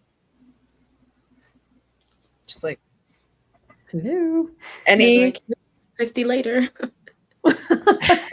any chance you could answer my friend's question for just like a little tip? Mhm. Okay, roll me, Val. Now you roll me a persuasion. 22. Okay. So He, Val is like really good at persuading these guards. okay. The guard holds out his hand. How much is in that bag? 36 Gold. gold. I don't know. How much gold do you have? Quite a bit. Yeah, Val has stole accumulated it quite a all. lot. But you Actually, I had to give did it back. not. You had to give it. You did I had to steal give a it lot of back. it, but you had to give it back. I had to give And it back, but plus I've just been at the worked- house. I've you been worked at the there house for a long. while. Yeah. So like Val like opens it up and she like takes one and like He just keeps his hand out. How many do you end up giving him? 5, and then I reach out and I just gently curl his hand like over it and just like give it back to him. Okay. And she's like grinning. She's like she's trying to flirt. Okay. So she lingers the touch a little bit. It's like, please. Okay, I'm gonna say this. Okay. He accepts the offer and he pockets it. And then he says, the mistress is not seeing anyone today. She is unwell. Well, I'm we're sure we people know who are trying to help her because she is unwell. We know of her condition. We were here the other day. Yeah, she's setting up a ship for us to go on our adventure tomorrow. We just wanted to go over the plan with her and make sure she's okay. could we talk to her daughter so as not to disturb her herself? I know her daughter seemingly does a little bit of business on her behalf. I can pass along a message if you'd like. Okay. Yeah, that's not bad. Yeah, that's a good idea. What message shall we send to her? That's up to you, he says, kind of confused. He's like, We'll decide. I was asking my party. Yeah, we're like, give us a minute. I think we should write this down and not say anything out loud to them because we don't want all these random people knowing our business. Yeah. Mhm. Okay. And then we'll just have to trust that they don't read it. Okay. We also need to talk to Jessamine about the fact that her guards can be bought off very easily, but just saying. That's I a mean, good thing it's for pretty us. harmless information. I'm sure they're much more. She's not very safe. Okay. I think, and I'm like I'm whispering this, by the way, to us, but I'm not going to do that for the sake of being able to hear me. I think we should mention that we're looking for guides, and if she has any recommendations or anyone that she particularly trusts, because it's in her best interest to give us a good guide, because then we have more chance of coming back. Okay, I'm gonna say this. I'm gonna need you guys to actually just like write out a message and text it to me and put it to me on Instagram. Okay.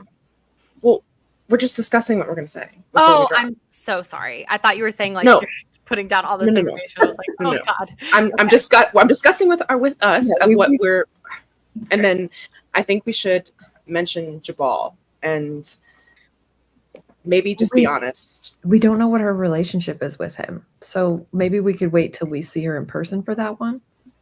What if she's like really in good with him and then, That's I stop. don't know.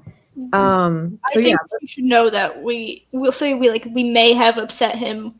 We're unsure going forward. We're unsure. We're very sure, but yes. Just a little white lie. It's fine. Okay. So what should our Yeah, so I what should think our we should just message mention it, just because I think her dying is more of a priority than her friendship with Yeah. Jabal, if it Absolutely. exists. So yeah, so we might have gotten off on the wrong foot with Jabal, so he's not helping us find guides. We have some meetings later on to talk to people who might help us, but if she has anyone she knows, even though that's not really her area of expertise, she might know people. Yeah. Hope things are fine soon. Thanks for the ship. I love the thanks for the ship. Thanks for the ship.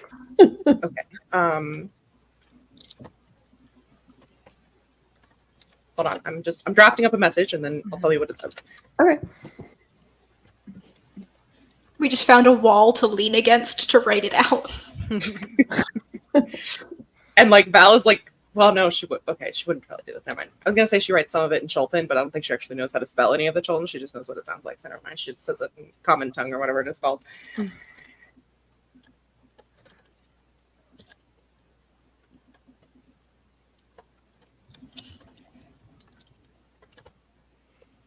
While Val is doing that, does anybody else do anything?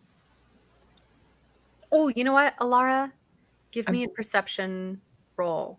Okay. I was gonna say I'm keeping an eye on Jabal's house. All right, give me a perception roll. 14. All seems clear. Nothing of concern. I really want to take Jabal out. While Val is doing that, what are your guys' next steps after you leave this note? What are you going to do? Should We're we going wait to the Grand see- Sook? Oh, what? Sorry. Oh, I thought we were going to the Grand Sook. Yeah, and we can get like started on the planning for that. Do you guys know what you want to acquire while you're there? Well, that's the other thing I wanted to ask you. So, one of the things for my explorer thing is I got to pick like a area that I'm. Yeah, so I picked swamp. So Okay. the character would know of all the good stuff to get for that kind of terrain, but I don't. So, would I have to roll for that? Like, Interesting. Swamp. Yeah, I would say let's just go ahead and do a nature or survival. Roll me a survival check, and it might give you advantage. I'm not sure. okay, so should I do that when we're shopping, You or can just do it now because okay? Val's typing out and stuff. And Val, can you also add to the note to like where to send Ooh, a response? yes. Either the Thunderous Lizard or Kai's House of Repose. I don't. Micah's always coming through for you guys because I was keeping a note of that. I was like, she's not gonna know what to do. Is so anxious about everything. They're like, we gotta have all of our ducks in a row. Which is probably why they rolled a 5 on on trying to blend in. They're so nervous and anxious. Like, oh my God. Yeah. Jamal's Micah gonna is die. always like top level freaking out. Estelle is calling me out for sounding ominous. Well, maybe we're She's very ominous. Maybe we're in an ominous campaign. I rolled a 12, by the way. A 12 for intelligence about what you'll need. Okay, that was enough. It wasn't a very high DC. So I will say as Val's working on writing it, you're just starting to make this like mental shopping list. And it's both of what you've heard of, it's what you've learned about survival. And it's also about what you've picked up on listening to conversations since arriving in Chult. You've talked to a lot of people who are adventurers and you've just been picking up on stuff. So from your natural knowledge, you know that you need rations. Okay. Okay. You're going to need food, and based off of the guidelines, when a lot of them were saying that they require 30 days up front, you're assuming that is that too is a signal that expeditions can take months. And so you're like, okay, we should probably have a decent supply of rations for traveling. And you've also heard, I believe it was on your first night, you went to one of the bars, either at Kaya's or at the Thunderous Lizard, and you heard someone mention the bad water in the rivers. So you think you will also need water or some way of acquiring clean water. You've heard someone mention something called a rain catcher. So you're wondering if that's something you might want to get, because that could help you collect clean water. You've also, I believe, I'm just trying to remember all of the people you've talked to. I think someone also mentioned insect repellent to you. Okay. That's something you'll need, especially for a swampy area with lots of humid breeding grounds for bugs. And just also as well, general adventuring supplies, which you guys might be well equipped with just in your basic equipment already. But that's the list you have in your mind so far. Okay. Okay. Here is my note to Jasmine And are you for gonna the rest send of the party. Are you going to send I this to will. Instagram? Okay. Once the rest of the party approves of this Okay. message. Okay. Dear Jasmine, we have meetings set up with guides for our expedition, but we would love to know if you have any specific recommendations. We would rather not die in the jungle or be betrayed. Please send any message to us at Kaya's House of Repose. P.S. We might have gotten off on the wrong foot with Jabal, so he's not helping us find guys. P.S.S. Hope you're doing okay. Thank you, your adventurers, whom you gave a ship yesterday. Heart. And then we're all I gonna think it's sign it, lovely. I assume, so that we have our names. Yes. I think we leave her. Did we tell her our names? I think we did. I feel like she would have asked our names. We did. I think you guys did not, because she was asking who your benefactress was, and you were not informing her that you guys were from Sharonall. You were not informing her that you were advisees of House Sylvain. So But I you. remember us telling her name, our names. Oh, okay. Oh, No. I'm sorry. I thought you meant like your group name, which Oh, right now is just like you're the advisees of House Sylvain, but it's up to you if you want to come up with a different group name. But right. also, I love that Smallen says, maybe we're in an ominous campaign. Proceeds to name a barkeep Ronald. Look, I've noticed that a lot of times when I'm forced to come up with a name randomly, their name starts with M. And so I was like trying to do a letter that felt the opposite to M, and R was that for some reason. Okay, so are you okay with this letter to Jasmine? Yeah. Sounds good. All right. And then because you guys all worked on that together, Val, please roll me an persuasion check with advantage. And this is how Jasmine is going to receive this letter. Oh, Oh, why is it not coming up? it says 19. Oh, 19. And that was with advantage? Yes. Okay. All right. Hold on. Let me really quickly send you the note. Ms. Mel. Thank you. Mm-hmm. Had to throw in a little heart there. It's very Val. She would love emojis. That's funny. Okay. All right. Off to the Grand Sook to purchase. Oh, and obviously I give the note to my little friend. All right. Give him any more gold or Blow him a kiss. Literally, I like. He pockets it. See you later. All right. Okay. Now for the Grand Sook. Again, are you guys okay if we don't like do a full role play here? Do you just want to do a quick like these are the items we're looking for, these are the items we acquired? Yeah. Mhm. Okay. Unless they're I think we're Okay, best. so I'm just gonna go off and list some of the things that you can buy. Basically, you can buy any adventuring gear at the Grand Sook that you see in the Player's Handbook. I think it's like in Chapter 5 or common items, unless it's like really weird and Cholt wouldn't have it. But you can also buy. Are there beasts for sale at the Grand Sook? I don't think there are beasts for sale at the Grand Sook. That's at a different place. I think that's at Tariki's Anchorage. Excuse me. Anyway. I didn't know we could buy beasts. What?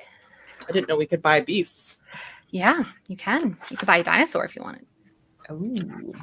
I mean, we could get a velociraptor for free. Just pick one up off the street. Just steal a velociraptor. Someone said there were like rats around here. Mm. Train them though. It would be better to get a trained dinosaur. Wait, I don't think we need a dinosaur. I think we have enough problems. All right, so some of the things that as you walk around the Grand Souk you see are things that you can buy. You could buy a canoe.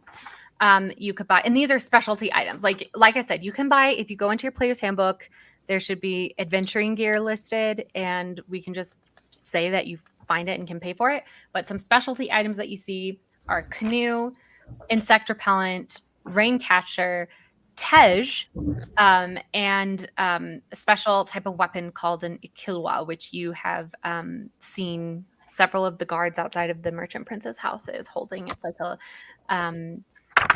shaft with this stone blade up about 18 inches long on one end. What chapter is it? In the player's handbook, I believe it's chapter 5. Oh, okay. Oh, gotcha. Adventuring gear. Yeah. 148.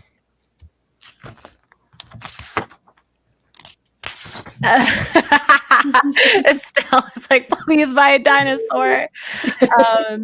What do you mean you don't need a dinosaur? Nonsense. And Estelle agrees. Absolute nonsense. Listen, if they really want a dinosaur, Micah could be a dinosaur for a little while. I think we're okay. Well, and I have like one of my actual traits, or isn't it, or maybe it's a spell. Oh, it is a spell. It's beast bond. I can bond with any animal kind of thing, but I think it's only temporary. I establish a telepathic link with one beast I touch that is friendly to you or charmed by you. The spell fails if the beast intelligence is 4 or higher. So it's only a spell. I thought it was like something that I could use. Okay, so there's a lot of stuff here. Okay. So for sleeping stuff in the jungle, should we get like tents? There's Micah has a tent. I was thinking Micah has a tent already? Micah was very prepared going to Cholt. They didn't know how long it would take for them to get in the jungles. They're like, I'm packing everything ahead of time. So I have a 2-person tent because that is just what I was came with hoping my they'd stuff. have tarps, but they do not. Estelle is really asking you guys to get a dinosaur. They're saying raptors are very intelligent, at least according to Jurassic Park. Right. So. I'm really tempted. I love Right. that. We just have to get like a trained one. But then Let's circle back to that. That's so funny. Walter. They trust Chris Pat. They can't be that smart. That's so funny. Let's see, what do I have in my inventory? Okay, I do not have a tent. So tents only fit 2 people according to the book. So So we only need one more tent because Micah has a 1-2-person tent. do we want to share tents, or are we gonna each have our own tent? I'm okay with sharing. Yeah, so one more tent. Also, but wait, will our guide come with their own equipment, or do we? I have would to? assume so. I would hope so. Okay. Okay, so I don't see insect repellent on this list. Is that just something we add? Oh, no, that's a specialty item that I Oh, have it is. Okay. for. So if you're interested in buying the insect repellent, that is going to cost you. How long does it last? Let me tell you the exact information that you are requiring of me. I just had this page. Why do you do this to me? It's actually so annoying. This book, it's like it rearranges itself magically. Hello? Wait, they were right here. Buying a special item. Here we go. Okay. Insect repellent. Oh, okay, so insect repellent can be bought in 2 forms, either as a block of incense or as a greasy salve. Let's get both, just so we are prepared. So a block. So the merchant who is like kind of talking to you about this says, so the block of incense each block is about 1 silver piece, and when lit, it burns for 8 hours and repels normal insects within a 20-foot radius. A vial of salve is a gold, 1 gold, and it contains 20 applications, and 1 application will protect you for 24 hours. Okay, we definitely need the salve because we're going to be in a wet area where I don't think a candle. So, I mean, we could put that. It is waterproof. The salve is waterproof, so it doesn't wash off. Okay. So we definitely need the salve over the incense. Like maybe we could get an incense and just burn it at night, like while we're sleeping. We're gonna need but multiple works of for the 24 salves, hours. though. Yeah, but and since there's only 20 and we could be there for months, we each need like 5 or 6. I'm loving everything that's happening in the comments right now. Hold on, sorry.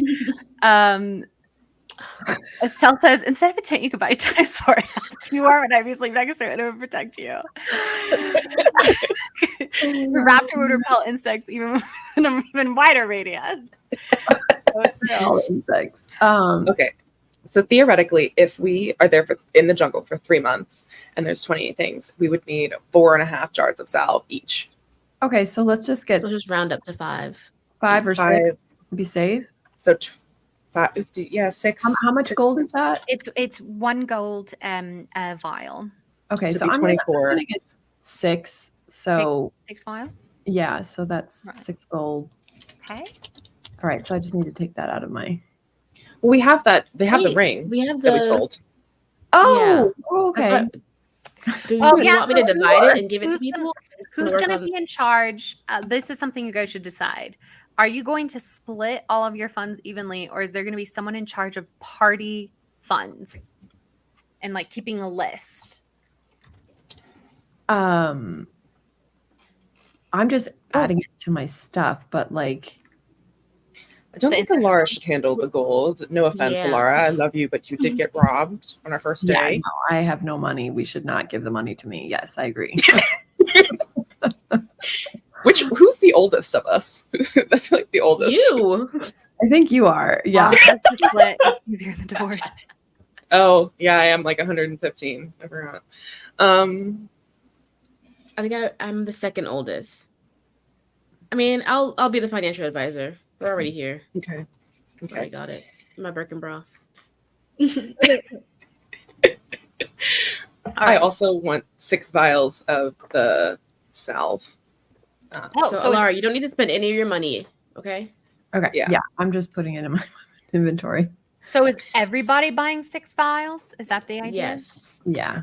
Okay, so 24 vials. So 24 gold from the party funds tap from. And we're each keeping 6 on our person. Yes, and it should, Mhm. because you guys have access to the Tomb of Annihilation on D&D Beyond, you should be able to add it to your inventory. Alara, were you able to? Yeah. I was. Yeah. Awesome. And then are we going to get any of the candles? The incense burners? Yeah. Or the incense. Sorry. Since You're the fine. salve Are works for they 24 single hours. use? Yes, it burns for 8 hours.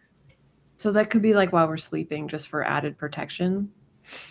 What do you guys think? I mean, it's not. If the bugs are going to be that much. Yeah, I think if they're single use, like Florida, it's going to be bad. I think if the insect, but the salve works for 24 hours. So if we just have a time.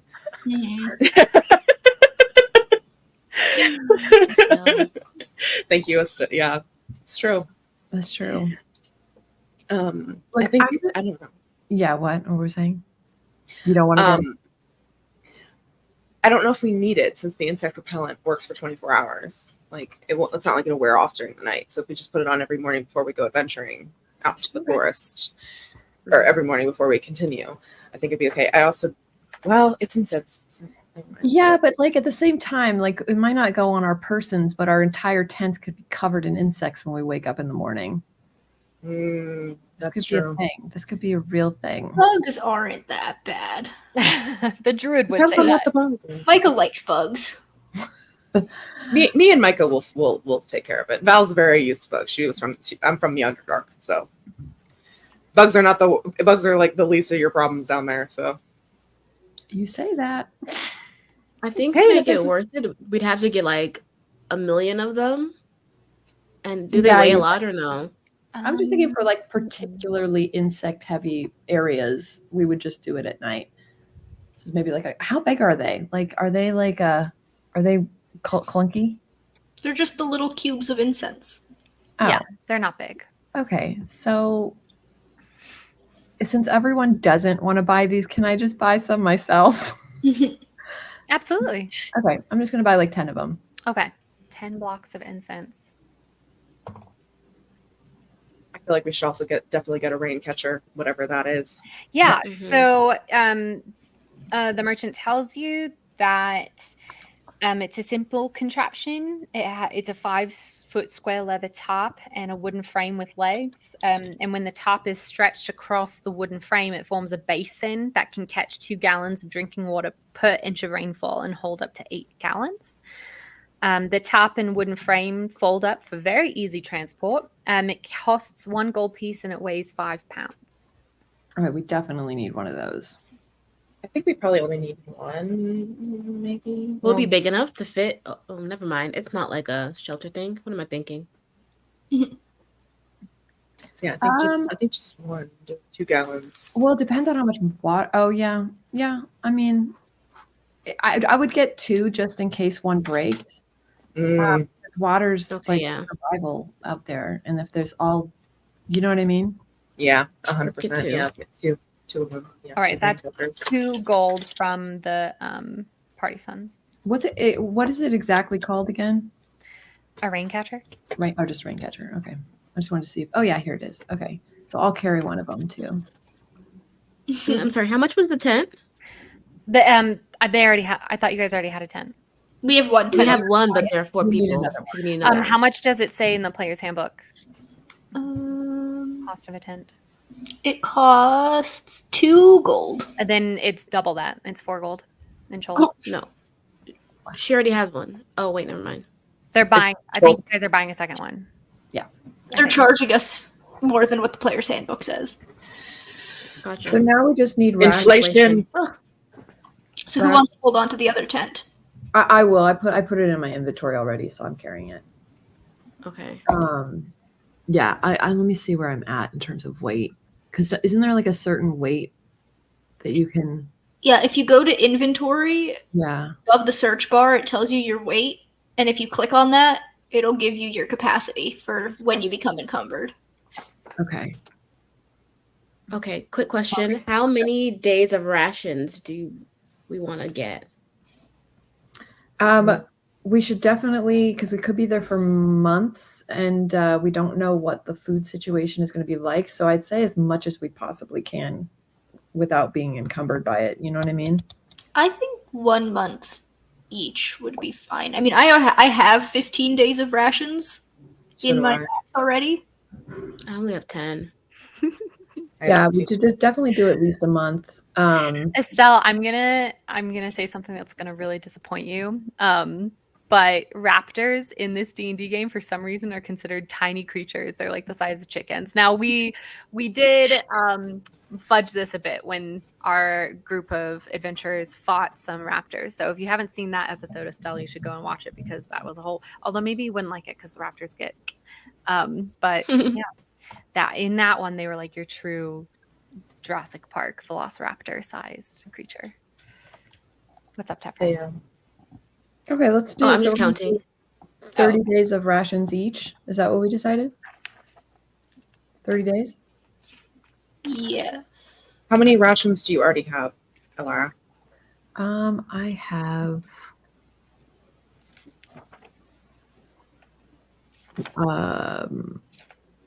10 days. Yeah, So we 10 need days. 60.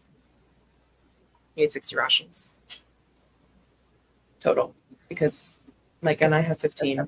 Okay. Elara, and you guys have. Oh, okay. Oh, I just thought we were doing an additional 30 on top of what we already have.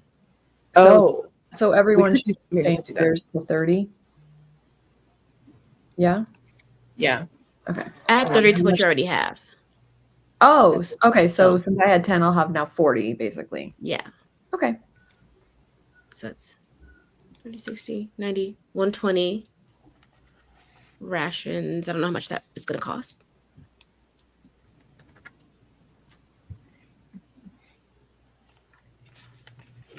Is it in the book? In the I'm scrolling. Oh, okay. It should be 30 gold pieces, I think, for 60, if we're getting 60. Yes. No, It says 5 this is 5 silver Yeah. So, for 1 day. 5 silver is half a gold, so it's a gold for 2 days worth.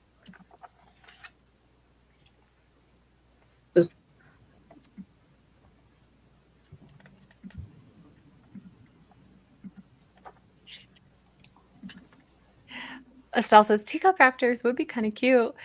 Can't believe I'm watching a group of dinosaur murderers though. It was harrowing. I do have to say you're gonna have to emotionally prepare yourself for this campaign, Estelle, because dinosaurs are a part of it, an element of it. Which, speaking of, do you guys have any interest in hiring mounts? In purchasing dinosaurs?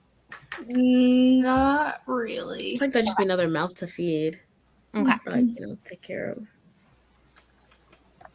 Okay. I am interested to see what other creatures are for sale. Oh, okay. There are, so you look around and ask a couple merchants, and they tell you that the large dinosaurs that you can buy an Ankylosaurus, a Deinonychus, or a Triceratops, but you would have to go to Tariki Anchorage in order to get the larger beasts of burden. But at the Grand Souk, you can buy a flying monkey, which What do those do? I have to show you guys. Fly. Hold on. Can you read the description of the flying monkey? I'm very interested. Give me a second. Shoot, where is it? Just me. So to be on the same page, we're all getting 30 days of rations. Yes. added to whatever we have. Yeah. Yeah. Oh, added to what we have. Okay.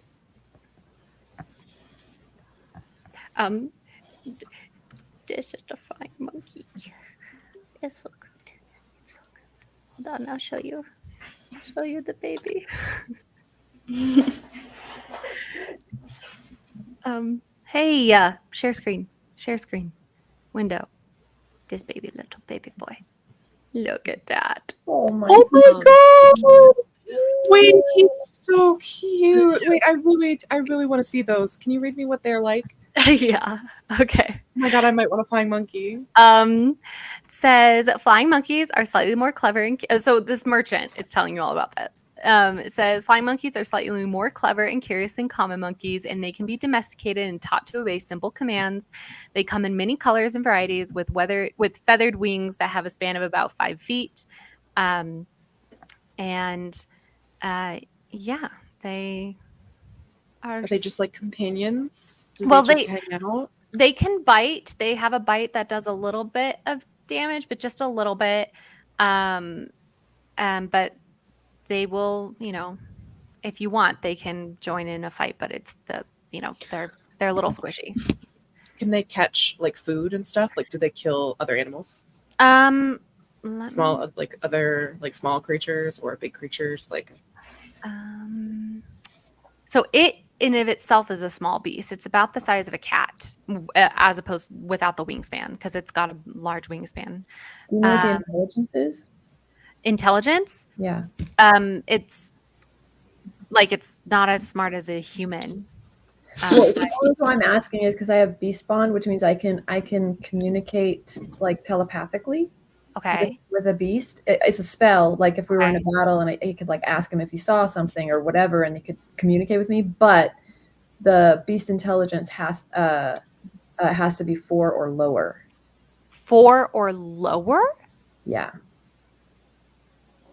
Yeah, because they're not supposed. I'm charming them, so if they're too smart, they won't be charmed. Basically. Oh, I will say this: you can try.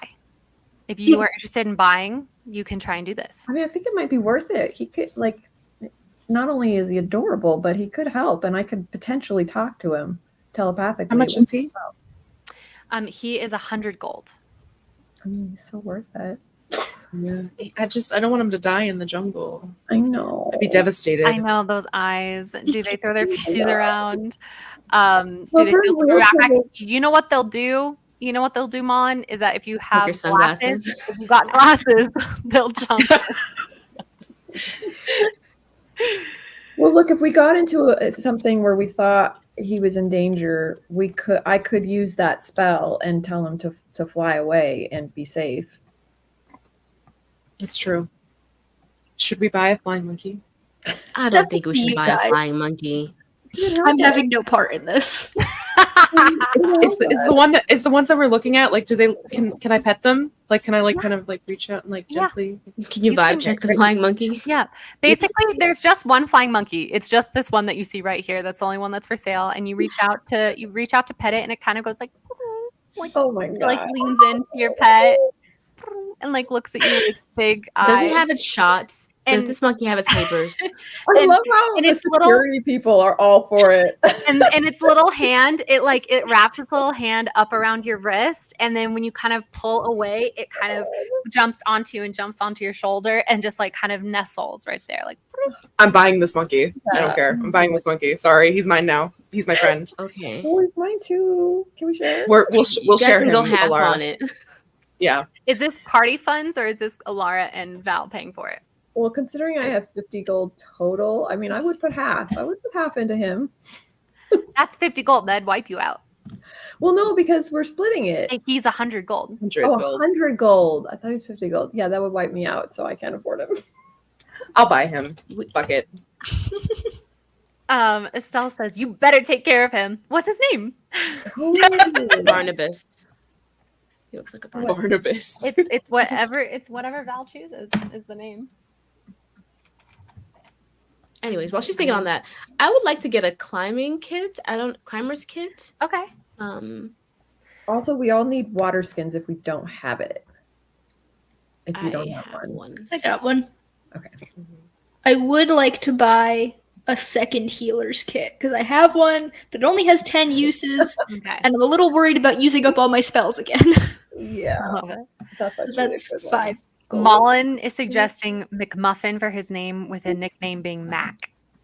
Wow, McMuffin. That's Which- cute. Can I just say, this is so inherently not on purpose, but the title of, I was trying to make this title all M's. And then I said that whenever I try and come up with something, it's M's. And so I think it's also funny that now you're buying a monkey. And Mac. Named McMuffin. is it name? Is I that love the name? that. Is that the name?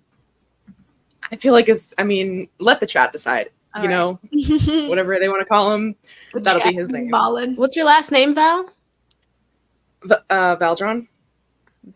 Your last name is Valdron. Your name is Val Valdron. Yes. Yes. Yeah. McMuffin, Barnabas, Valdron. Sounds very regal. Yeah. I picked that because I was thinking Moon. Oh, Val. Val. That's awesome. I think also we should get bought- more than one healer's kit. Maybe like one Yeah, for each of us. I just bought another healer's kit too. All right. So how many healing kits do we have? What do the monkeys eat? Like bugs and Oh, other okay. stuff. Okay, Okay, it's we don't insects, so we need to- don't need the overnight incense. Yeah. The merchant tells you that That's 10, just in case. that the monkey's pretty self-sufficient. Like the merchant does warn you that they can acquire a taste for human food, not human flesh. Oh But my god. I really thought you were going to say human flesh. they could thought so too. he could become a bit of a beggar if you indulge him. If you share little treats with him, he might be a bit of a beggar. So Val is definitely going to indulge him, I know. Yeah. but you're not allowed to Okay. eat spiders, McMuffin. So in the list of adventuring gear, it does say books. So is there someone who sells like books on the jungle? oh Micah's You know still what? looking for these books. yeah, since day that's one. that's a great thing. I don't remember if I have told you this yet, but as you walk, you do see one merchant who has like all sorts of curiosities and a little pile of books that look freshly new. And the book that you can buy Micah stops and talks with this merchant, and he says that a man, an author, had come into Port Nyanzaru just a couple of days ago and was selling merchants his book to sell to adventurers, and his name was Volothamp, and he has a book called Volo's Guide to Monsters that you could buy if you wish. Oh my god, is anyone watching what's it called? Delicious in Dungeons on Netflix. I'm waiting It's for the like a- season to finish so I can binge it. It's like a jungle cookbook, like, in case we Yeah, run they out of eat our the rations. monsters as they explore the dungeon. Oh, that's cool. I read the manga. It's really good. Wait, what is this on? It's on Netflix. Netflix. Oh, I love that. Yeah. I was looking more for books specifically on the jungle than in general, but also a book on monsters sounds pretty good, so I think I'm going to get it. Yeah. All right, I have. If there's a the book. cookbook, I'd like to buy a cookbook. A jungle cookbook. Let me roll for that for a second, but just give me a second. I'm going to tell you how much it costs. I'm also going to get a grappling hook. Micah came into this looking for books on like mushrooms and plants, and instead has 3 smut books and a guide to monsters. I know. That's so funny. Now, hold on. Okay.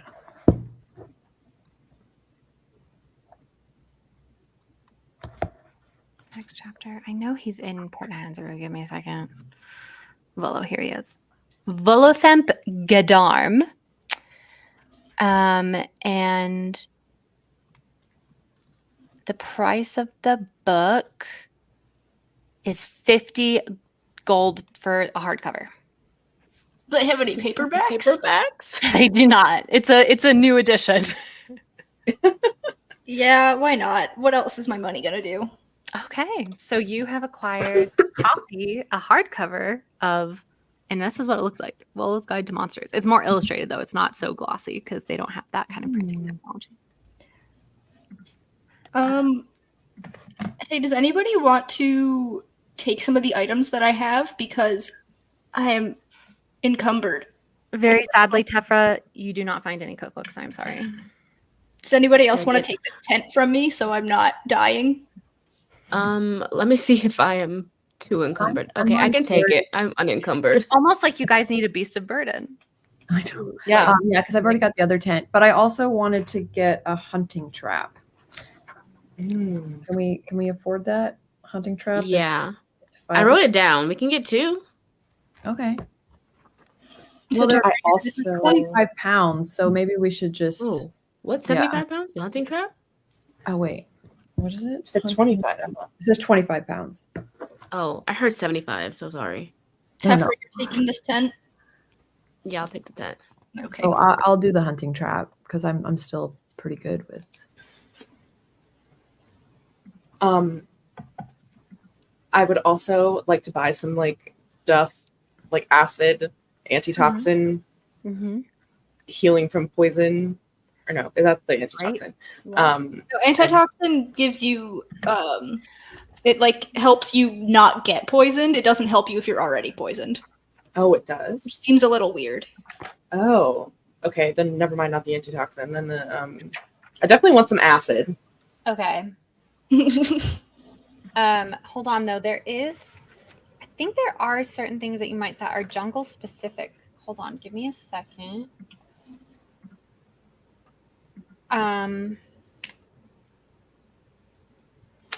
Because there are like certain diseases. Oh wait, that I'm. occur in the jungle, and there are some things you can buy that will help you combat them. I'm encumbered too by 2 pounds. Can someone take my healer's kit? Yeah, I can take it. Okay. And then I can't take anything else. We are stocking up.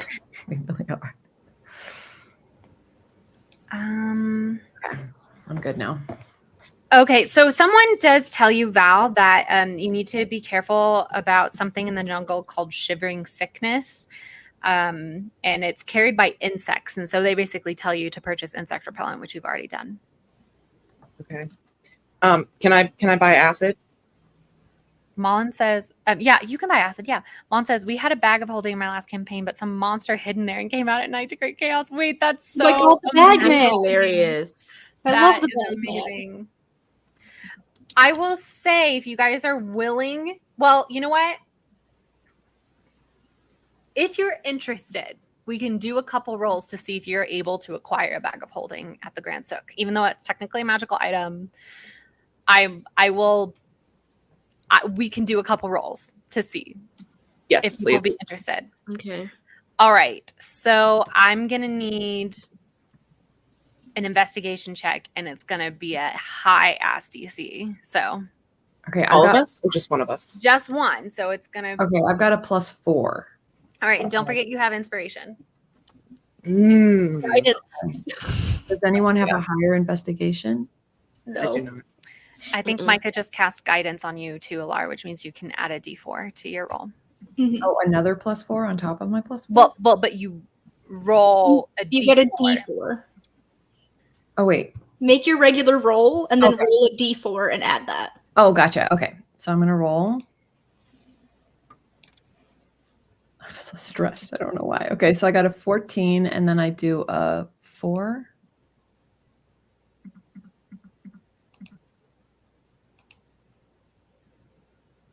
And I got a 3. So 17.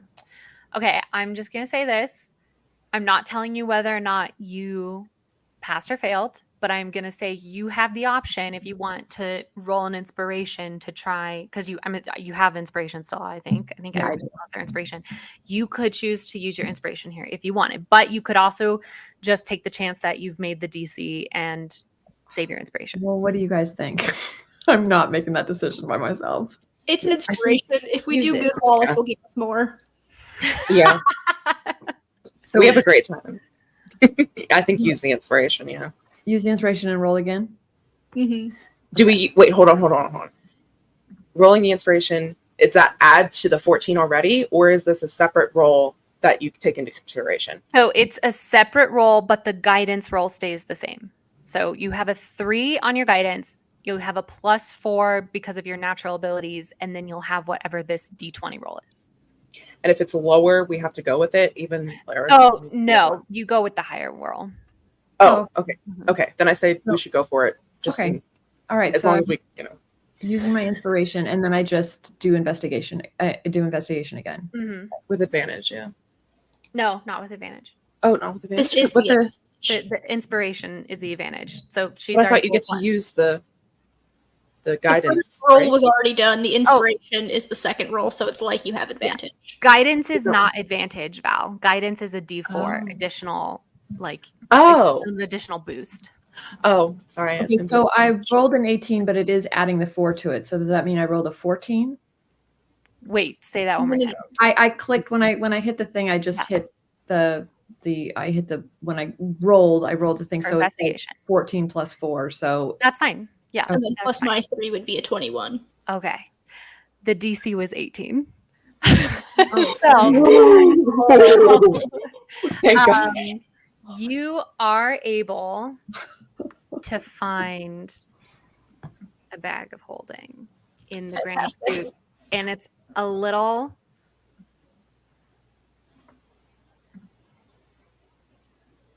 Hold on.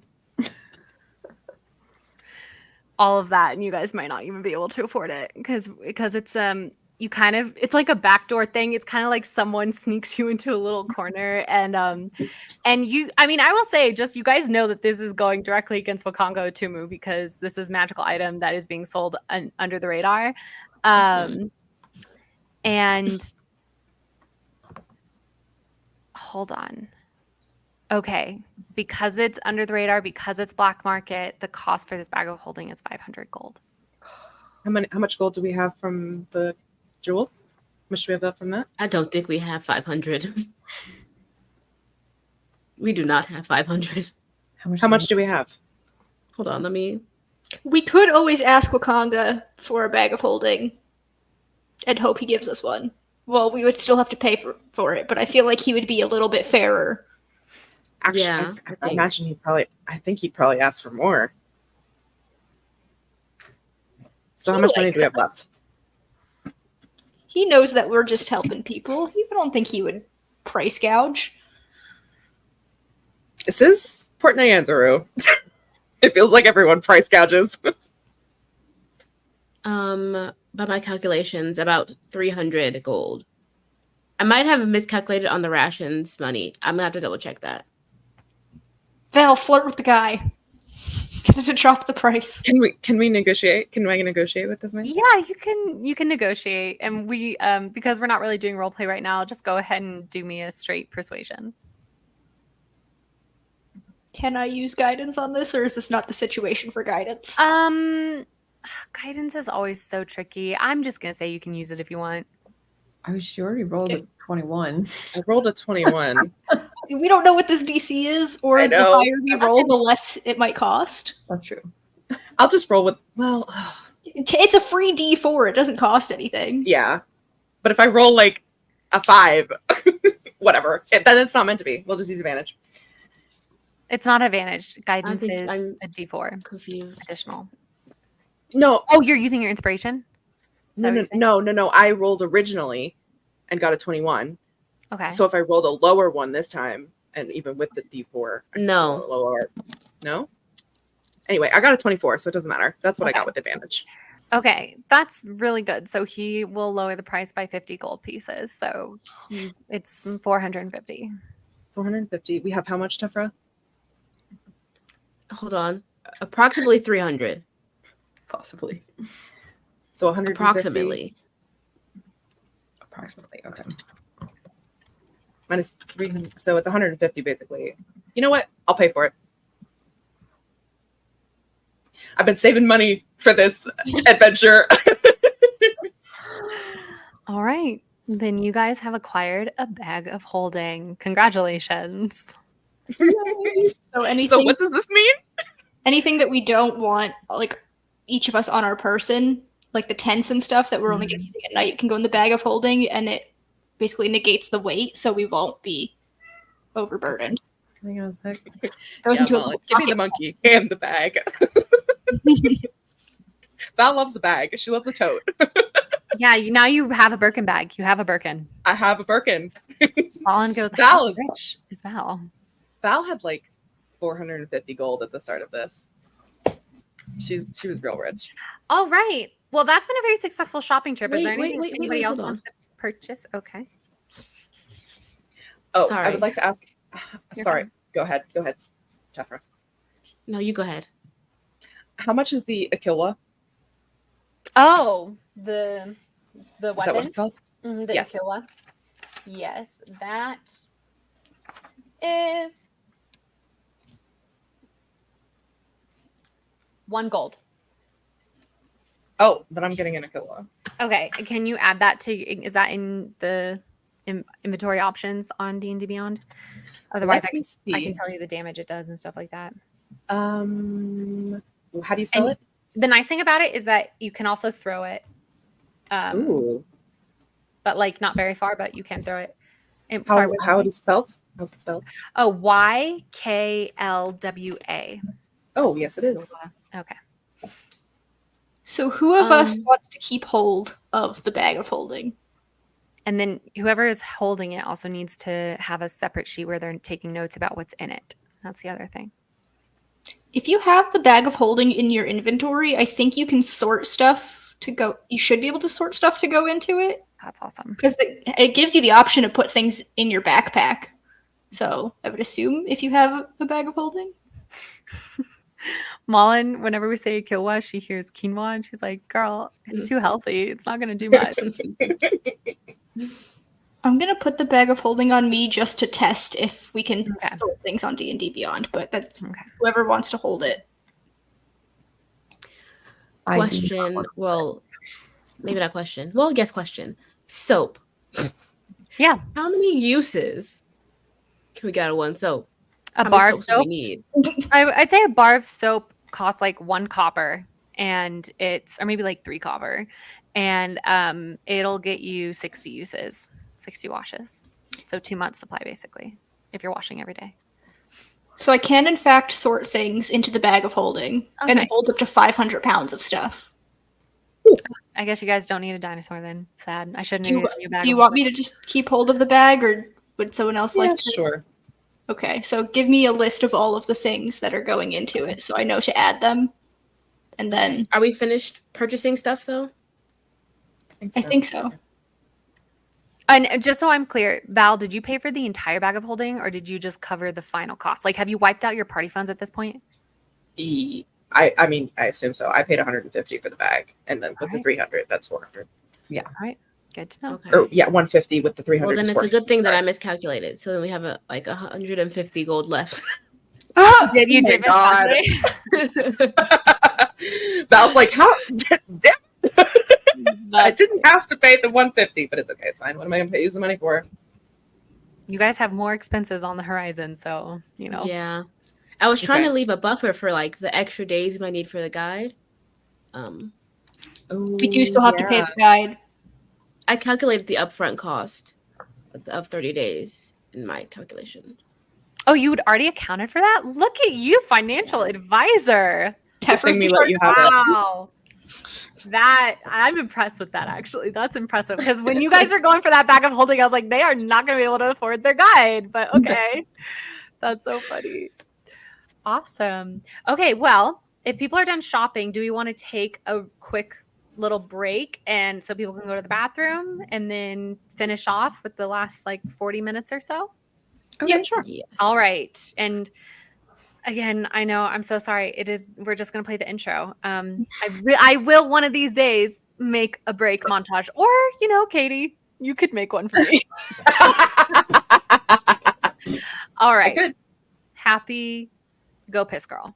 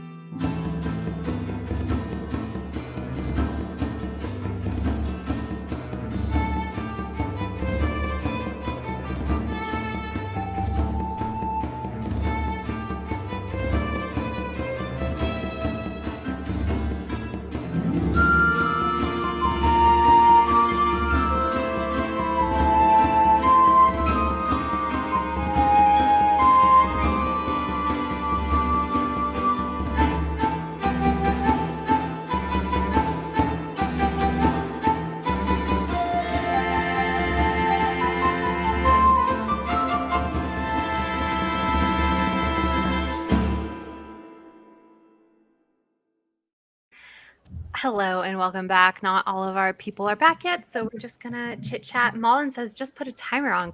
No, because these are not sprints; these are breaks. This is the Blank Page Tavern, and I'm trying to differentiate us from other streams. Plus, I like the music. I don't know. I think it's fun. I forgot that I just had 3 vials of mushroom goo. Oh yeah, that's right. You do. Inventory. You do have 3 vials of mushroom goo from the Screamers, right? Or the Shriekers. The Shriekers. The violet fungi and shriekers. Yes. Oh, the very first combat.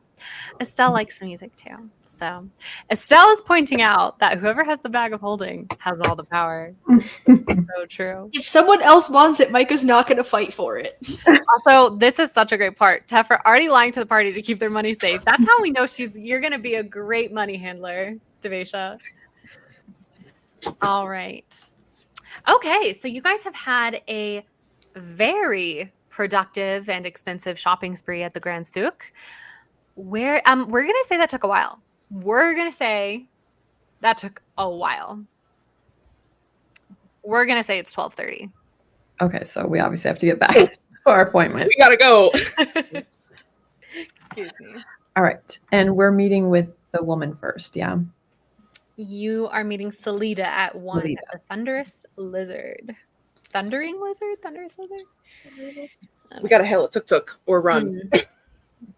Yeah, really quickly, charisma check.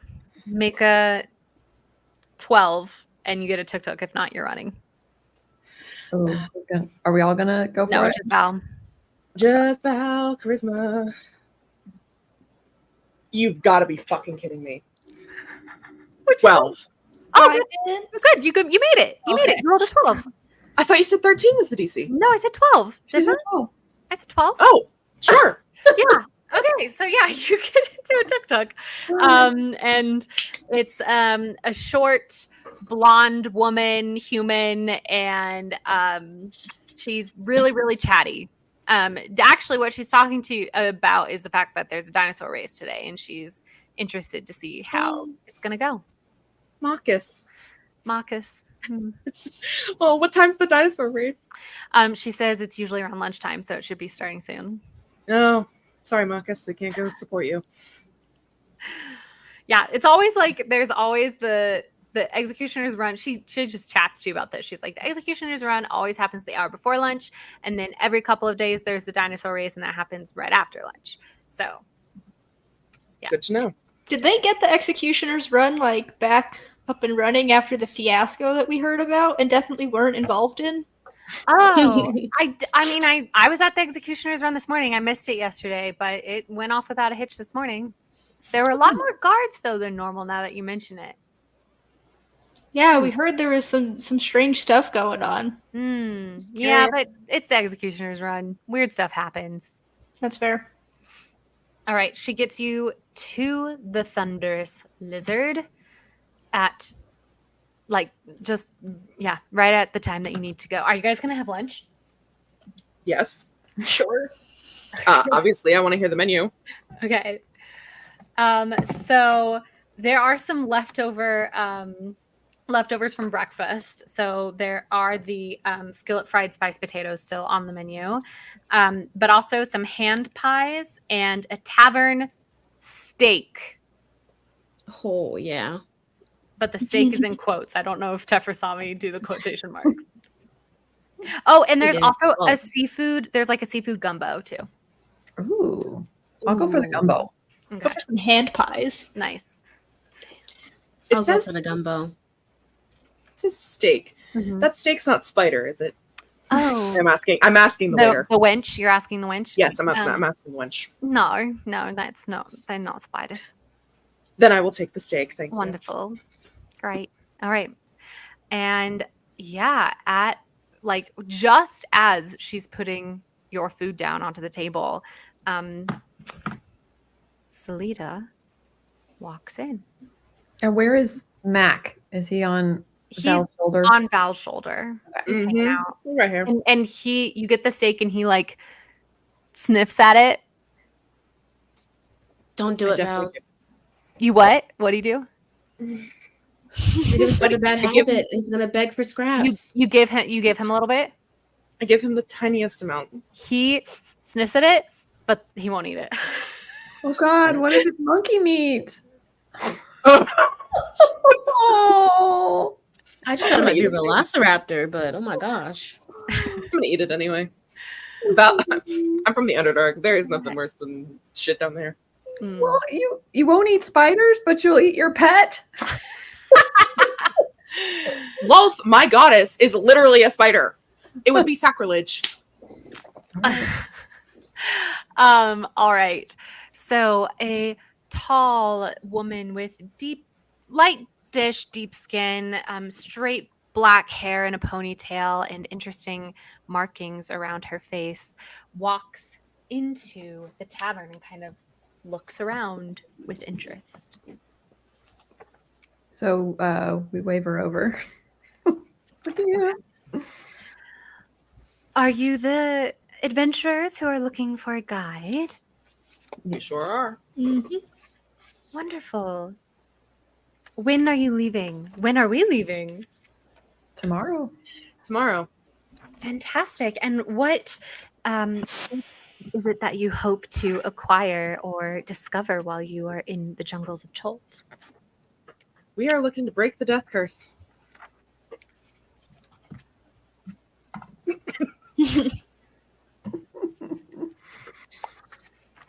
Sorry, I'm trying to flip to her. Here she is. Okay. Oh, that was the plan. No, that was No, for that's Salita. somebody It's for else. Eku. Eku. For Eku. Yeah. Because Eku's the one that has the connection to Jabal. Okay, gotcha. Thank you.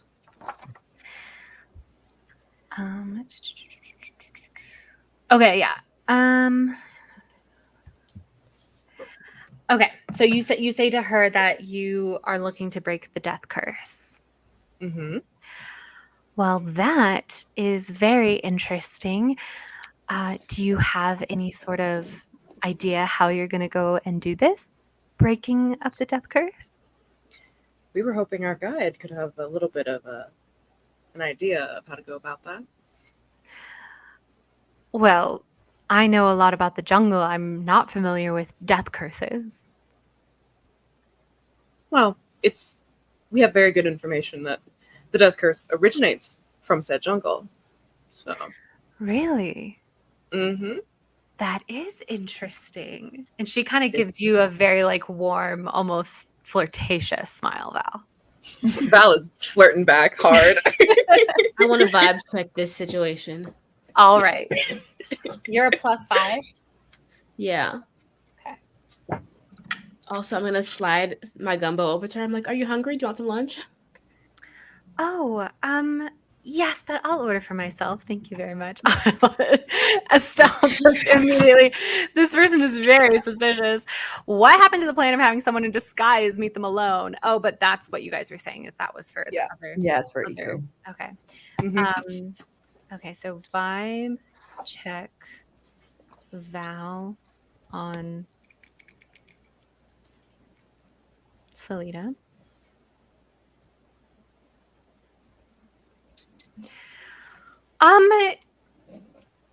She's like, you can tell that she is a little hard to read, but you're not getting any sort of like red flags immediately. Yeah. Mom says, "Get back to check your pocket." There yet. But I'm so sorry. Was there a question that had been asked of her or? Well, the death curse originates in the jungle. So. Right. That is fascinating. Well, there are many things that originate in the jungle and many things that end in the jungle. And I am very familiar with most of them and will do my best to lead you to wherever it is you seek. The one thing is I'm a little worried. Yeah, total red flag. Okay, guys, we know I'm not the best voice actress. Maybe No, this is fun. This is fine. she's just posh, she's just, she's Posh and polished. seductive. 2 red flags. She says, I would love to assist you, but the jungle is very large. How long of an expedition were you thinking? Wallace, I have a question of what the party knows. Okay. So we were told that we're going after this soulmonger, which is in the jungle. Were we given any... I'm assuming the jungle is really big. Were we given any You have... on, like, where specifically? Let me show you the map that you guys have of Cholt. General area? Is there, like, a temple or something that it was supposed to be at? This is the map I shared with you guys. Hold on. Present. Share screen. Share screen. Window. Okay. This is the map of Cholt that Sindra gave to you. Can I zoom in? Yes, I can. Ooh, it's a little iffy zooming in. Sorry, because it's a screenshot. But this is where you are. Port Nyanzaru, up here, up north. Up here is Fort Balerion. That's the place where you have to go to get your license or whatever it's called. This is Cholt. Mhm. And everything here is jungle that has been like explored by Syndra and her maps and stuff. And she obviously had the coastline and stuff. All of this, you have no idea what's out here. Okay, just remember, even though the lady stole my money and it could be fake, she did say her psychic vision was that it was in the middle of the jungle, guarded by lizard people and stone-faced devils. Do you say that out loud? She was in the middle of the jungle, guarded by No, lizard. did you say it out loud? Oh, did I say it out loud? Yes, I Us. did. You Yes. say that out loud. Well, I was not asking this was just me wanting to figure out what we already know. This was Oh, right. gotcha. I thought That's we were true. having a thing. I was just saying, like, I was just giving that was. I just remember that from my notes. Yes. Is that yeah?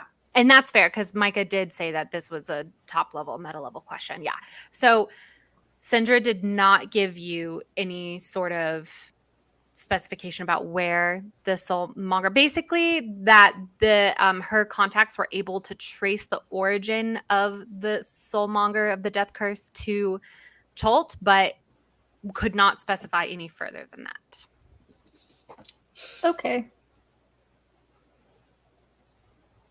Okay. So, I'll bring Selita back up actually, so you can look at her pretty face. Actually, nah, you don't need her. Anyway, sorry, that is giving trypophobia. Doesn't like it. Thank you. I'm glad I'm doing a great job. I appreciate your compliments. Malin has a suggestion for you. We'll get there. I'm Okay. feeling it out. Well, what do you? I've Oh, heard. she asked how long of an expedition. Oh, how long? Yeah. Well, it depends how fast we get to the heart of the jungle. You know, we heard a rumor that there were certain things lurking in the heart of it that might be of our interest. Screaming devils, even worse things that dwell below. What sort of worse things? The Lizard. undead, Oh yeah. lizard people. Lizard people. How That true is that? is interesting. Sorry? How true are those things? Do you know? Lizard people? How true are lizard people? I mean, any of the horrors that we keep hearing about from the center of the jungle. The soulmonger's just Tom Cruise. Ted Cruz? No. Or Ted Cruz. Or Ted Cruz. The soulmonger's the Zodiac killer.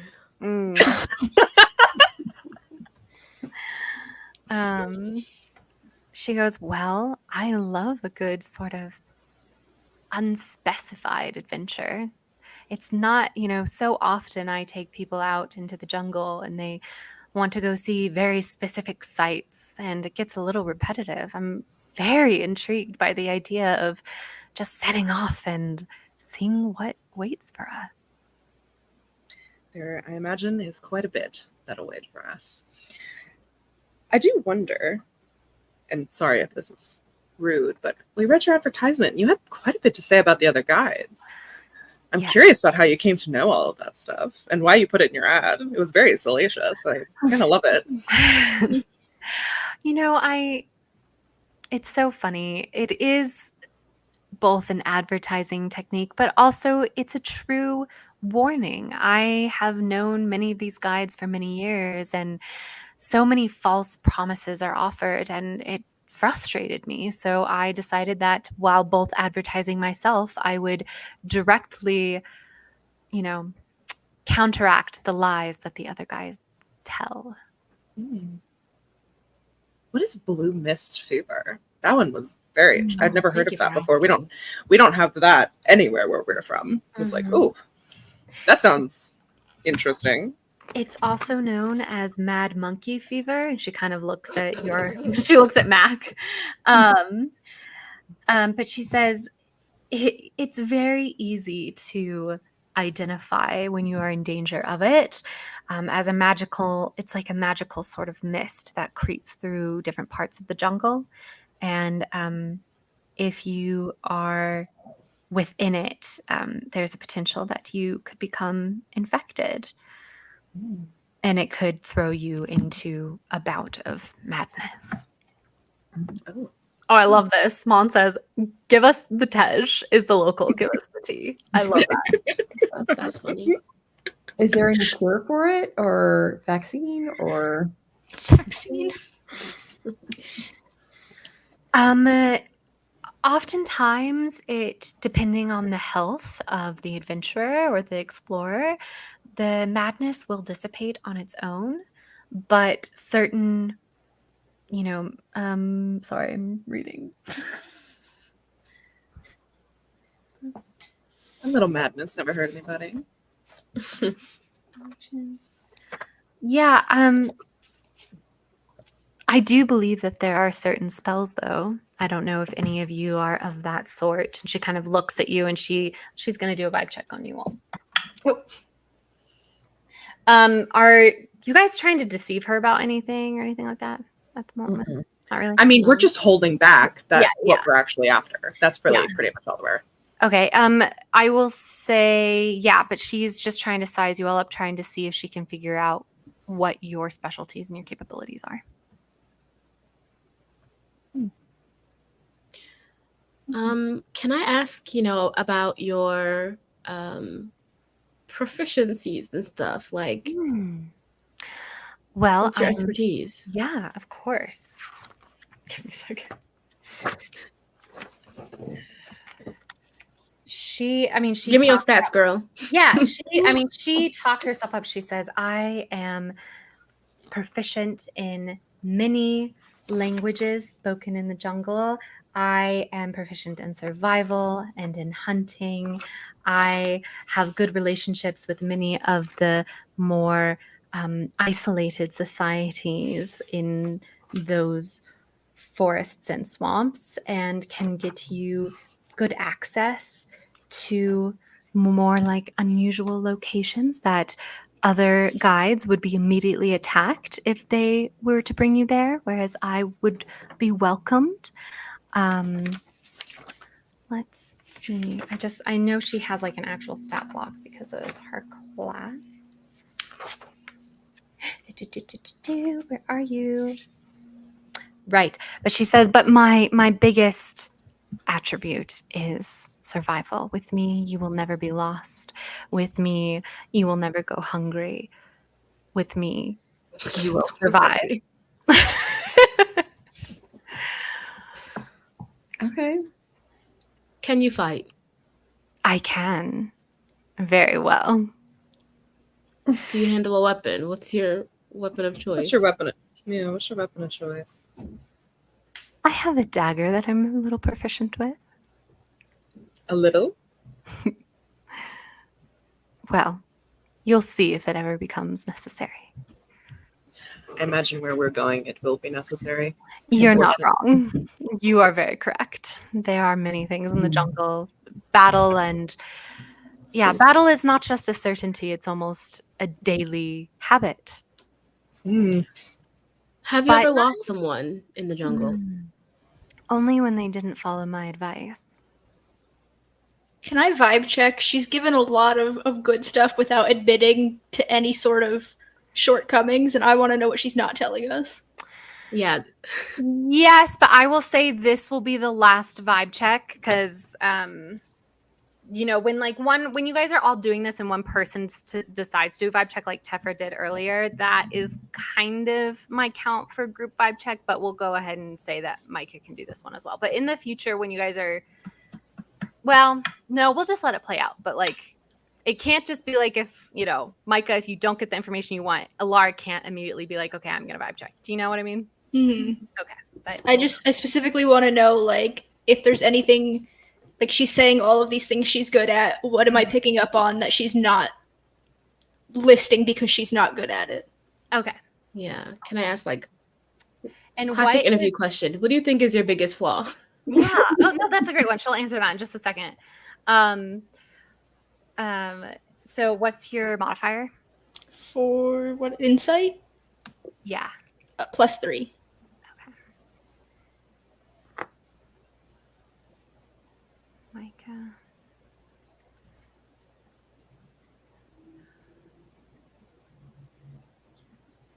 Oh my God. Sorry. Okay. You know, Micah, I don't know how Micah responds to people with this kind of level of charm, but there's actually something about her that you feel kind of drawn to. And as you are listening, as she talks about her things, you just get a sense of like true confidence in her, that there's not an insecurity there. There's not a feeling like she's trying to obfuscate some major failing on her part. She really believes that she is the best of the she really believes she's the best of the guides. Tefra, do you ask that question? Do you ask what would you say is your biggest flaw? Mm-hmm. So she kind of leans back and she thinks and she goes, well, I have to say I'm not one to dwell on flaws, which you could say might be a flaw in of itself. But at the same time, though, when things go wrong, I do take the time to think about what happened and how I could act better in the future. So maybe that isn't so much of a flaw. I have a bit of a temper, but it can be easily soothed. Okay. And final follow-up question from me. Can you describe a situation in where something did not go according to the way you wanted and how you problem solved? Tell us about a time in your life you've overcome adversity. Yes. In In the jungle specifically, thank you.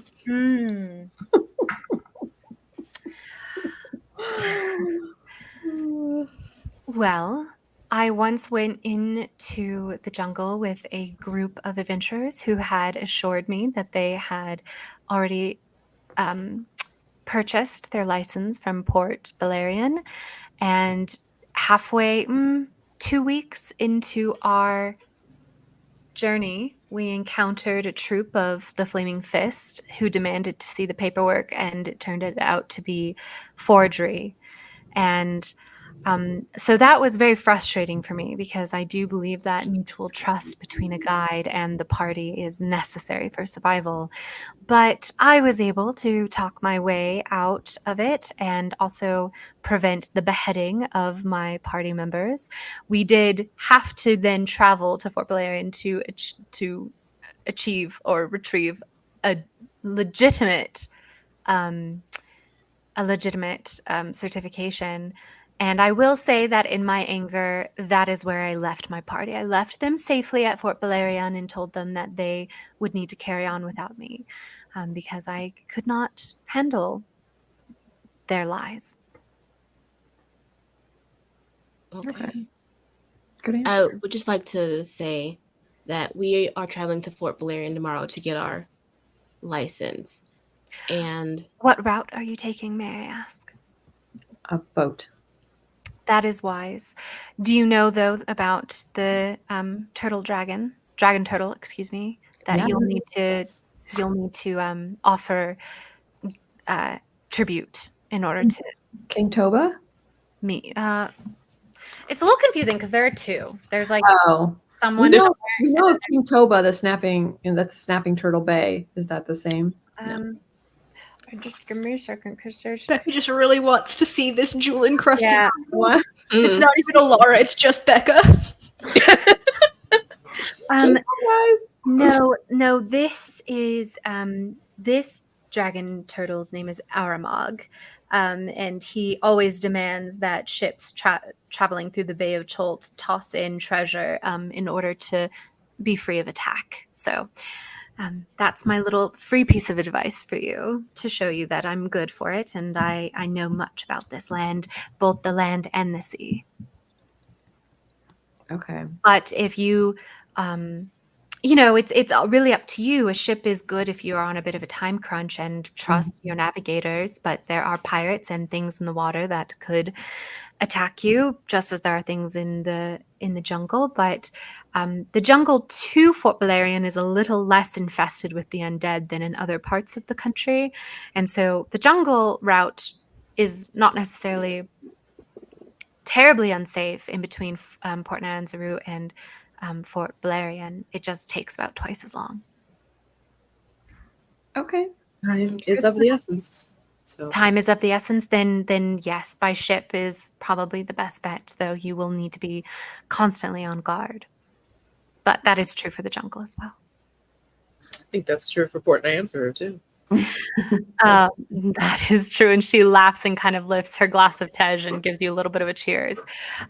Estelle says, I don't know. I think it makes sense that different people would go individual vibe checks because everyone picks up on different things and some are naturally more suspicious. Yes, but in terms of game mechanics, first of all, thank you for questioning me, Estelle. I really appreciate that. But in terms of D&D game mechanics, right, there's like a certain percentage that we're playing around with of whether or not people are successful in the ability to do something. And obviously, if a party, like the more party members you have, if everybody gets to roll for certain things like that, it is part of your job, as it always will be. The more people that get to roll, the higher chances that the party will, have the outcome that they want. And so that imbalances the game. And so that's why for game mechanics, I have to limit the amount of vibe checks that can be rolled within a specific conversation because, and granted, like that's not to say that she's trying to deceive you or anything like that, but that's just like how for the whole game that we've been playing it. So that way, if, it just makes the play more fair. It makes it more even. So thank you. Yeah. Okay. The chat does have to keep the DM in check and it's the rules and convince the party to get pets. That is true. Okay, you guys ask her some more questions. I should have plugged it in during the break, but my computer's about to die, so I gotta go get my charger. Does anyone have any more questions? I feel like we got a good. I don't know. I mean, I don't know. I don't think so. I think we're fine. And then I guess we would just tell her that we haven't made a final decision on a guide yet, which I don't think she would take kindly to, but that's the truth, that we still have other people to talk to. That's true. And she's Yeah. such Just worded nicely. Do you Like- mind if I ask who it is that you're talking to next? The dwarf with blue mist fever, Mm-hmm. Oh, without only one arm. oh dear. Well, Honestly, you've convinced me that you're the best candidate, but for the sake of doing business properly, I like to honor our other meeting. I understand. When could I expect to know? tonight. Tonight. Yeah, because we leave tomorrow. Should So I? my final question is, where can we find you? You can leave a note for me at the bartender. And Ronald is still there. She says, I shall come to collect it. And if you choose me, I will meet you tomorrow, wherever you tell me to go. Great. Okay. And you're okay with starting the adventure with us, or the expedition with us, going to Fort Blarian and then traveling from there? Would you like to wait until after we've had our license? No, I'll start the adventure with you.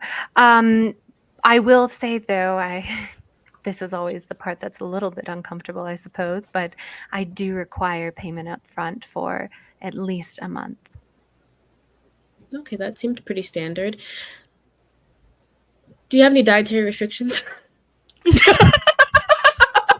No. Any allergies?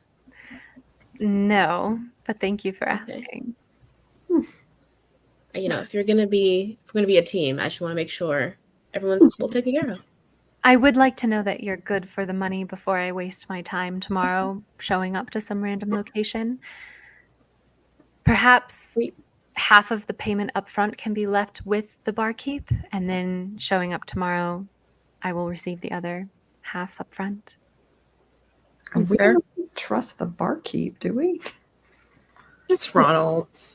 I trust Ronald. I mean, I- does she trust him? Do you trust Ronald? I mean, this barkeep is new, but and a couple of years ago, I heard that there was some problems with barkeeps pilfering, but I count my money, you count your money, and the Thunderous Lizard is a place of business as well as a place of raucousness in the evening. It is in their interest to hire employees who will do this part of the business for them because many guides are hired here. So If Is you this- trust them, we'll do it that way. But if you don't trust them, we can give it to you in full at the dock. Can I negotiate? Mm. Oh, can I negotiate something different? I'm always open to hear. I can. How about 10% left with the barkeep, 30% when we meet in the morning, and then the rest once we've gotten into the jungle. So after you've acquired your license from Port Valerian is what you mean. Mm-hmm. Roll me a persuasion check. Is this an opportunity for guidance? No. But Okay. thank you Oh, for I'm gonna use my inspiration. I can do that, Okay. right? Yep. Persuasion, and that's with advantage, right? Yes. So roll twice and take the higher number. Oh, terrible. 7. She gives you a very warm smile and she's like, I appreciate your efforts. And normally in Port Nyanzaru, this sort of back and forth is the norm, but with guides, our rates are standard. I could potentially find another adventuring party in the next couple of days who'd be willing to pay me everything up front. So it's really there's not a lot of room for negotiation is what I'm trying to say. Not even if I personally came to deliver it, not just cut out that middleman.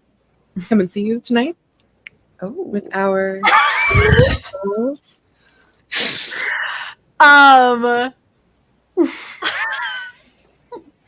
She gives you a very heated in a good way look. But she says, as much as that would be thrilling, if we really are to go on an expedition tomorrow, I have a lot of prep that I have to do, unfortunately. Okay. It was worth a shot. We have plenty of time in the jungle. Mon is like, oh my god. Well, Val's trying to get laid. la, la. Val's always trying to get laid, okay? Amazing. All right. So I will be back tonight, and I look forward to you all choosing me. It was a pleasure meeting you. All right. And she takes another couple bites of her. She also got the gumbo and downs the rest of her tej. And then, yeah, she gets up and leaves. And I think with that, even though Hugh will be arriving relatively soon, I think that is where we're going to end today's session, just because we are about at the 3-hour mark. First of all, a round of applause to everybody for once again surviving another episode of Tomb of Annihilation. Excellently done. Hold on, there was another thing that I wanted to do at the end, and I wrote it down for myself. Ba-da-ba-ba-ba-ba. End of session. Oh, right. And I've decided this is how I need to now end every session, where I say, okay, now that we're done playing D&D, we all need to go back and work on our writing. So, because we've been procrastinating for long enough. All right. Do we want to determine our next session, just to say for now? Yes, Sooner rather than later? Question. Sooner rather than later? Question mark. I'm gonna be out of town until the 24th, but I could do the 30th. Could people do the 30th? Yes. I can't do the 30th. Are you okay? What's going on? Well, No, you don't have to tell me it's that, just never mind. I haven't seen this friend of mine for 6 months, and it's the only day that she can meet. And I'm all like, oh, well then what about the 29th? oh, wait, actually, I do. I'm here at 6 a.m. So yeah, I can totally do that. She's not coming at 6 p.m. Okay, great. Oh, okay. All right. Yeah, I can So totally do that. D&D, 9 a.m. Eastern on June 30th. Thank you for everybody today, and thank you to everybody in the chat. You can't be in chat on the 30th. I know that does matter. It does matter, but also Malin, what the heck? What the heck? Come on, girl. No? Wonderfully done. This might be the last time we get to use this little outro. maybe not. Maybe like more times. I don't know. We still have a lot to do today, actually. So maybe we've got another session today. But anyway, thank you everybody for watching, and we'll see you in just a couple weeks. Bye. Bye.